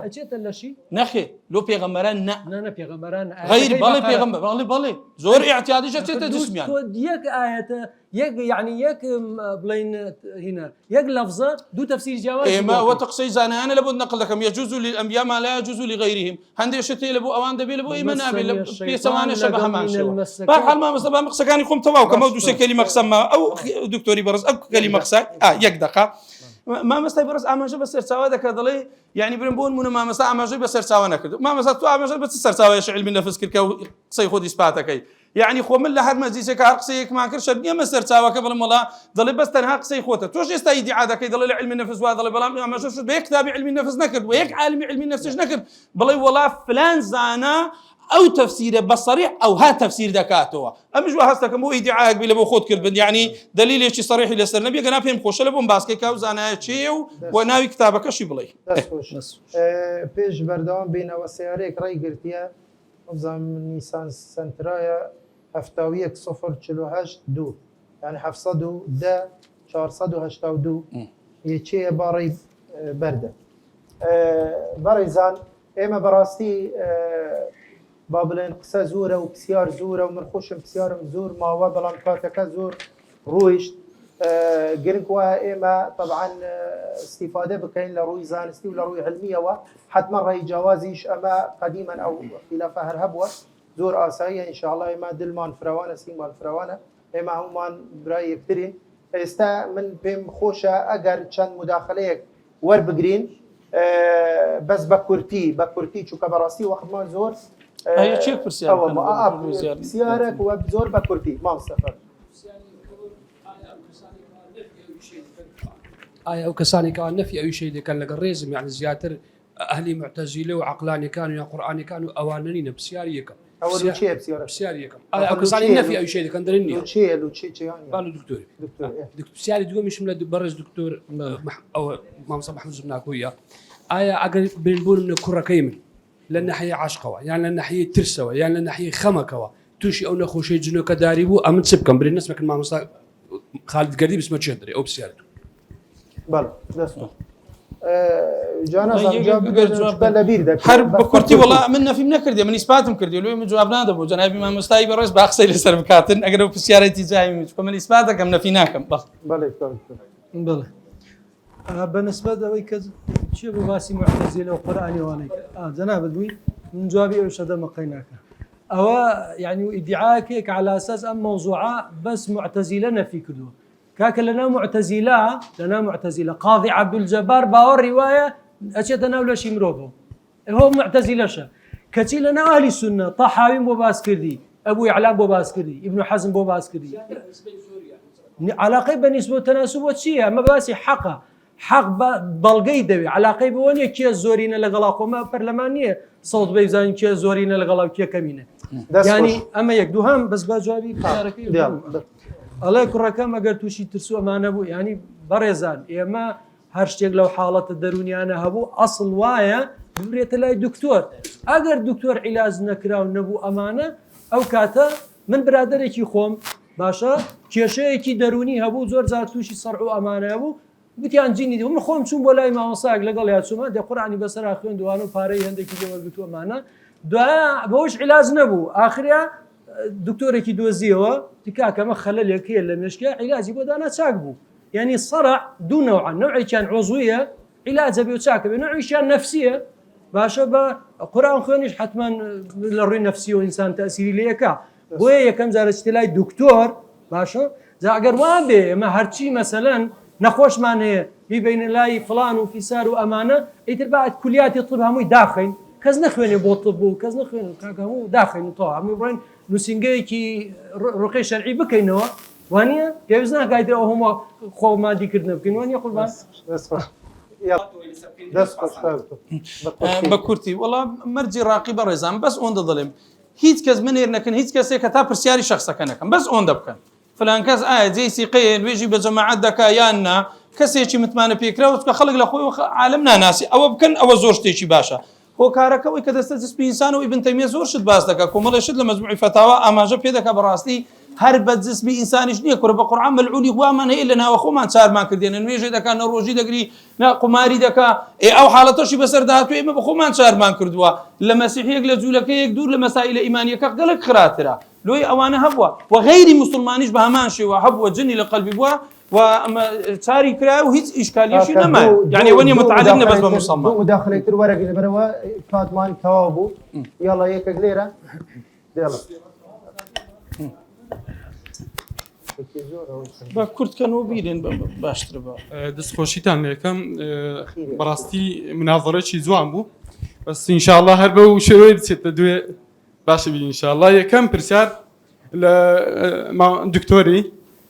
ئایا ئەگەر بێت و ئەمە باسی ئەو بابەتین کرد ئایا بابەتی ئیمانی بیر و باوەڕ تەسیری تێبێ ئەگەر باوەڕمان پێ نەبێ لە دکتۆر خالیدی ئەگەر باوەڕمان پێ نەبێ ئایا کاریگەری لەسەر ئیمانمان دروستە بێ و دووەمیش لە دکتۆر یەکەم ئەگەر بێت و کەسێکی شێتیان یان کەسێکی دەست لێ وشاوە دەست لێ وشێندراوە هاتە لای دکتۆر مەحموود ئایا چۆن چارەیەکە ئایا لێی ئەگەڕێ چارەی ناکە یان چارەیەکە و زۆر سپاس دەستخۆشتان بەنسبەت کاریگەری لەسەر مەسائلی ئیماندا ناکە لەبەرەوە مەسەلەکە خلافیە هیچ ئیشکالێکی تێدا نیە کەسە معتەقەدی خۆتی ئەگە مەسەلەکە نەسیبە و دەقیبە و قەطعیبە بەڵێ بەڵام مەسەلەکە خلافی ئیشکال دروست ناکە جا هەر خۆی ئەوە بەڵگەیە لەسەر ئەوەی مەوەسا یعنی ئەو جاوسا فەرمێ هیچ بەڵگەیەکی نەسی هین لەسەر نییە و خلافیە کەواتە ئیتر ئەو هەموو ئیتیفاق و قسەی ئیتیفاقی زانان و نازەمسی ئەوانە هەموو یەچێتە دەرەوە ینی دەروی مۆزوع بەنسبەت دەڵێگە شێت بووێ بۆ لای تۆ چیلەیەکی وەڵای نێرم بۆ لای دکتۆرەگە عیلاجی هەبوو عیلاجی عیلاجی نەبوو بەخوا من شێت شێتی لێ بکەم بە من چاکەگرێت من باوەڕم وایە شێت ئەو کەسەی کە شێتە یعنی یا خۆی شێت کردووە یاوەکو هەر شێتە فعلن ئەگەر خۆی شێت کردبێ ئەو با ماوەسا دارکاریکە ئەوە ئەگەر خۆ نێرینە لە دقیقە ئەمن هەفتەی دادێ کۆمەرە چلو دەنێرم بەسەر ڕەمزان چیان لێ دەکات شتێکی خۆش بۆ یەک دەقەت خوا باشە با قسەکە من لەگەڵ یەکێک لەو ڕاقیانە دانیشتم قسەی زۆری کردووەکو جەنابی مامۆستا ببوورە دکتۆرجان ئەو قسەی هەر عادەتی ئەوانەی کە بەو شێوازە قسەکەن وتم بەخوایە سەبی جوڵێنی ئەڵێ تۆش جینی واتی وتی تۆش تێدایە بەزی تۆ بەسە زمانە یعنی من یعنی تۆش تێدایە بەس بەسە زمانە ینی کەواتە هەموو گەستیدا من تێمایە تۆ دەستخۆش یاڵا تو ئاخر پرسیار دوای دوو ئیتر ماوە ئاخیری يلا أكشي جامبو عفوا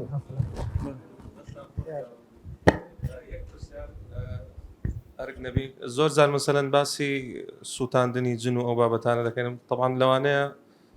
وكل رايخم زيادة لقل ما مستاج كم زيادة واقع عمديتي بصراحة ودستي جنابي كاكتوريش خوش بي لبو هنا أو دليلانا بابلي هیچ حکومەک هەیە مەسەلەن باسیەوە بکە سوتاندنی جنیا کوشتنی جنیا خود ئەو بابەتانە حکمی چیە لە ڕووی شەرعەوە ینی حکمی سوتاندن حکمی بەڵێ هەمان هەیە حکاممان هەیە ئەکورە مەسئلەکە من زۆر دوور و درێژم نەکردو گەران ژینیان لێ دێنین جنمان لێ دەین کۆمەڵی شتمان هەیە حکمی ئەوەی باز دەکرێن وێژیان لە دوو دەکرێن ناکرێ و کۆمەڵی شتمان هەیە ئەو مەسئلانە هەمووی ئەوانم هەموو نوویسی و بەس نەتەوێت مامۆستا لا بسم الله الرحمن الرحيم وبه نستعين دست خوشي لبريستانا كم ايوي بريز خوشويست يعني براستي ديداري زور بقوتان يعني بيشكشمان أكرت سباستان دكم بلام يعني هردوك الرأي ورد قرم الرأي ما مستا محمود زمناكي أويا يعني أجر نيتي أوابتا أجر نيتي بريزي أوابتا كسدا للذرائع سدا للذرائع كبوبيتي فقهية وكو سد ذرائع كأو شتانة بين داخراوة يعني نهنا إثارة كردن أمنش لقل رأي أوم بلام أجر الرأي إنكار بتن إنكاري أو أدلة شرعي بتن أو وشي ما مستخالد قوت علماء إما كعلماء متأخرين وعلماء قداماش ضلين أو كافر نابتن وكي ما مستا سليمان قاودي بحث ليكره بلام دي چند بابتي گمراه کردنی و سرلشیواندنی دا دی گمراه بن او یک یا دوی ما مستا توی او بابتا هنه تا ورجاندن اثاره کرن براستی حتى محمد حسين يعقوب ومحمد حسان او علماء مصر وقالك علماء الحجازي بجن لبر مسألة السحر وجادو او انا دبايا درجة قفل بدريت نيان قلت يا مثلا نخوش أنا بنكن وأنا أواني كرقية دكن الرقية الشرعية بنية شفاء تواوى يعني تبكسك وبخينا بنية شفاء بشتبين صالة الحمد لله أمن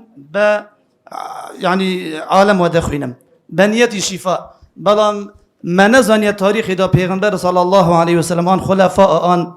تابع التابعين أو دونابن وكي قوة إمام مستا خالد قلت يعني محل كربنوا كربيتا حيرفا وأوا آن مثلا بما تحيد خب كتن والله من هندا أجنسوتن من هندا كوشتن أوا حرامة مطلقا شين أبيتن تواونيا كاك دكتور سيروان أخير خلاص بسم الله الرحمن الرحيم أمن يقرون كرنوم هي براستي لبوهم أبرا برزانة زياتر لقديم علماء طبعا مشاحات وأبابتان هرهبوا عندك مصطلحات لبين علماء قديم بكار هاتية أما وكو أهل علم دري العلم رحم بين أهله يعني ما مستلق قتابي زاري وهب وما مستيكب وما مستملا صديقي نوغراني تساوي كوربو دانقو ما مسبب اشتدستي لي دابو لدرسكي رات تساوي كوربو يعني أوا ما حركي باسي دكر ما بستم يعني تعرف ما مستلق الفقيه خوي ما مستلق أقرانها وشيوخي أو مصطلحاتنا بدي أمام ملايين لقى يكتر زود المدرسي يكتر عندك قصدك يا دكتور خالد قردي أجر قيسك تون هر بخوي طبيعتي وايا قلت لنا مدرسة شيء أوبو آفرتام وجيران قلت ما وصل خالد زور بنرمي قصي عندك قلت والله أما ما وصل خالد دم بو قيافه كخد بيد خيتو نما نزاني بوشوي كاستادي بينين ما وصل خالد استا عندك مثلا مصطلحان يعني دكتور محمود زبناكوي حتى مثلا استا مثلا لون من مروجك ما مستاق قلت حاتي ملا زور توربو يعني هندين ما وليم دا ما وصلش كدر زناب وابزان بي وابي لك دي الريزة تايبتها للدكتوري بي قولة ترى لكن نبي بلام دكتور خالد رنقب أنا أشكى بيخينتو أو بابتانا يعني في خوش وكورون كرنوا يعني باس بكين ولويش عظم كرد براسي يعني أوان بابتك يدو تلفزيون جلي ربوت خاصة لو خلشي عوام ليه بدري رنقا خلق خيني وتكلو بابتك يبكى أما تيجي يشتملوا أو بابتك اختلافية نا إنساني بيا كافر دبي نأوية تأصيل مسائل عقائد بكاتن مسألة اختلافي هل أون كنوم أبو عظم كر لبوزن برزان لكو تايدا طبعا منو دكتور زور دوستي يكتريني قرار مصطلح يقر زاراويه كمان بكارينا بمليره داولي وردي لي كما قال لك قصيه مني قرام بيان ضلي عادس ببي ومسلكش غلبه نبو بسري يكتري دا بزان ما يش الراي واه قويشتمو بحقيقات باس كردني دليل كان بو اغنا ما عرب راي يكتريني هيج اشكال يكمل ضلي لبرامبر يكتري دانيا وهركاتك زانيم امن خوا شاهده دليل لكن طرفي برامبر ما اذا صح الحديث فهو مذهبي او عقيده بيرو باوري ميا لقر زنابي ما مستاش خوانا خواستا اگر هر شتێکی کرد بی ملبلەبووی بارکتر لە خزمەتی دابم یعنی هیچ کەلیمەیەکی غەڵەت بەزارم بە عەمدەندا نایە بەرامبەریدا وانەزانن چونکە لە خۆم بە گەورەتر و زاناتریشی دەزانم دەستان خۆش بێ زۆر سپاسی من دووبارە طبعا سپاسانەکەم سپاسی جەنابی مامۆستاش دەکەم من هەرڵەم جەناب چونکە من جەنابم پێ گەورەترە لە دکتۆر ڕاستی حەقیقەتەن من چکە هەر وشەکە کە ئێمە لە هەڵەبجە فێر بووین هەروە فێر بووین وا ڕاتوین تازە بۆمان تەرک ناکرێت بە کەسێک کە ڕێزی لێ بنێم ئەڵەم جەناب ساوت تۆ بە درستە. تۆ جۆرەی کە تەفسیریەکەی ئەمە ئەوە داوای لێبوردنەکەم من تەواو قبوڵە مامۆستا وانێ لە قوربان خزمەتتە. ئەوە یەک دووهەم دکتۆر ینی بەڕاستی من بۆ خۆم ئێستا زۆر جار هەر پێم خۆش نییە پێم بڵێن دکتۆریشانی لەبەرچی لەبەرەوەی دکتۆر پزیشکیش دکتۆرە معاونتۆبیش دکتۆرە وانێ قوربان ینی کەلیمەی مامۆستا بۆیە نازانم ئەو شەیە بۆچی لەسەر دڵی جەنابەت قورس بوو تێ نەگەیشتم مامۆستا حقیقت و واقعەکەت پێ برم لە ئەسنای مناقەشە ئینسان مڕعاتی هەموو شتێک دەکات ئەگەر تەرەفی بەرامبەر بەکەم بخینیەوە جاری وایە پێ دەڵێ جەناب یان کاکە مەلا یان کاک فلان یعنی ئەو شتەی خۆی نادێ مەبەستم ئەوە بوو یعنی گوتم ئەگەر مەبەستی ئەوە بێ و کەلیمەی دووبارە دەکات و بەزم واز دەکەمی تو لەسەر زارت لێ ڕاحەت بی لۆی گوتم قبوڵە ئەگەر نە لە هەموو کەلیمەیەکدا ڕام دەگرتی دەم بۆ ئەوانەڵێ یعنی ئوسلوبی مناقەشە وایە کە بڵن ئەگەر نەخۆ خوا شاید ئێستا من دەستمە هەر تەلەڤیزیۆنێک نازانم ئەوانەی ئەمنیان دیتبی لە تەلەڤیزیۆن زۆر جاری وایە گوتیانە نووسین دکتۆر گوتم نەنووسن مامۆستا خالید گەردی و تەواو یعنی هەتا هەندێک جێ گوتیانە لۆ ڕێکی ئەوەکەی خۆمانە تا ئێستا بەخۆم بەزارمدا ناتێ بە یەکێک بڵێم بەس لەو مناقەشەیەکە وەم پێگوتی بەس لەبەر ئەو نوقتەیە بۆ گوتم نەوەکو کە کەسێکی بەرامبەر بە خراپ بخینتەوە با ئاوا بخینتەوە باشترە مەبەستەکەم ئەوە اللهم صل على محمد طب القلوب ودوائها وعافية الأبدان وشفائها ونور الأبصار وضيائها وعلى آله وصحبه أجمعين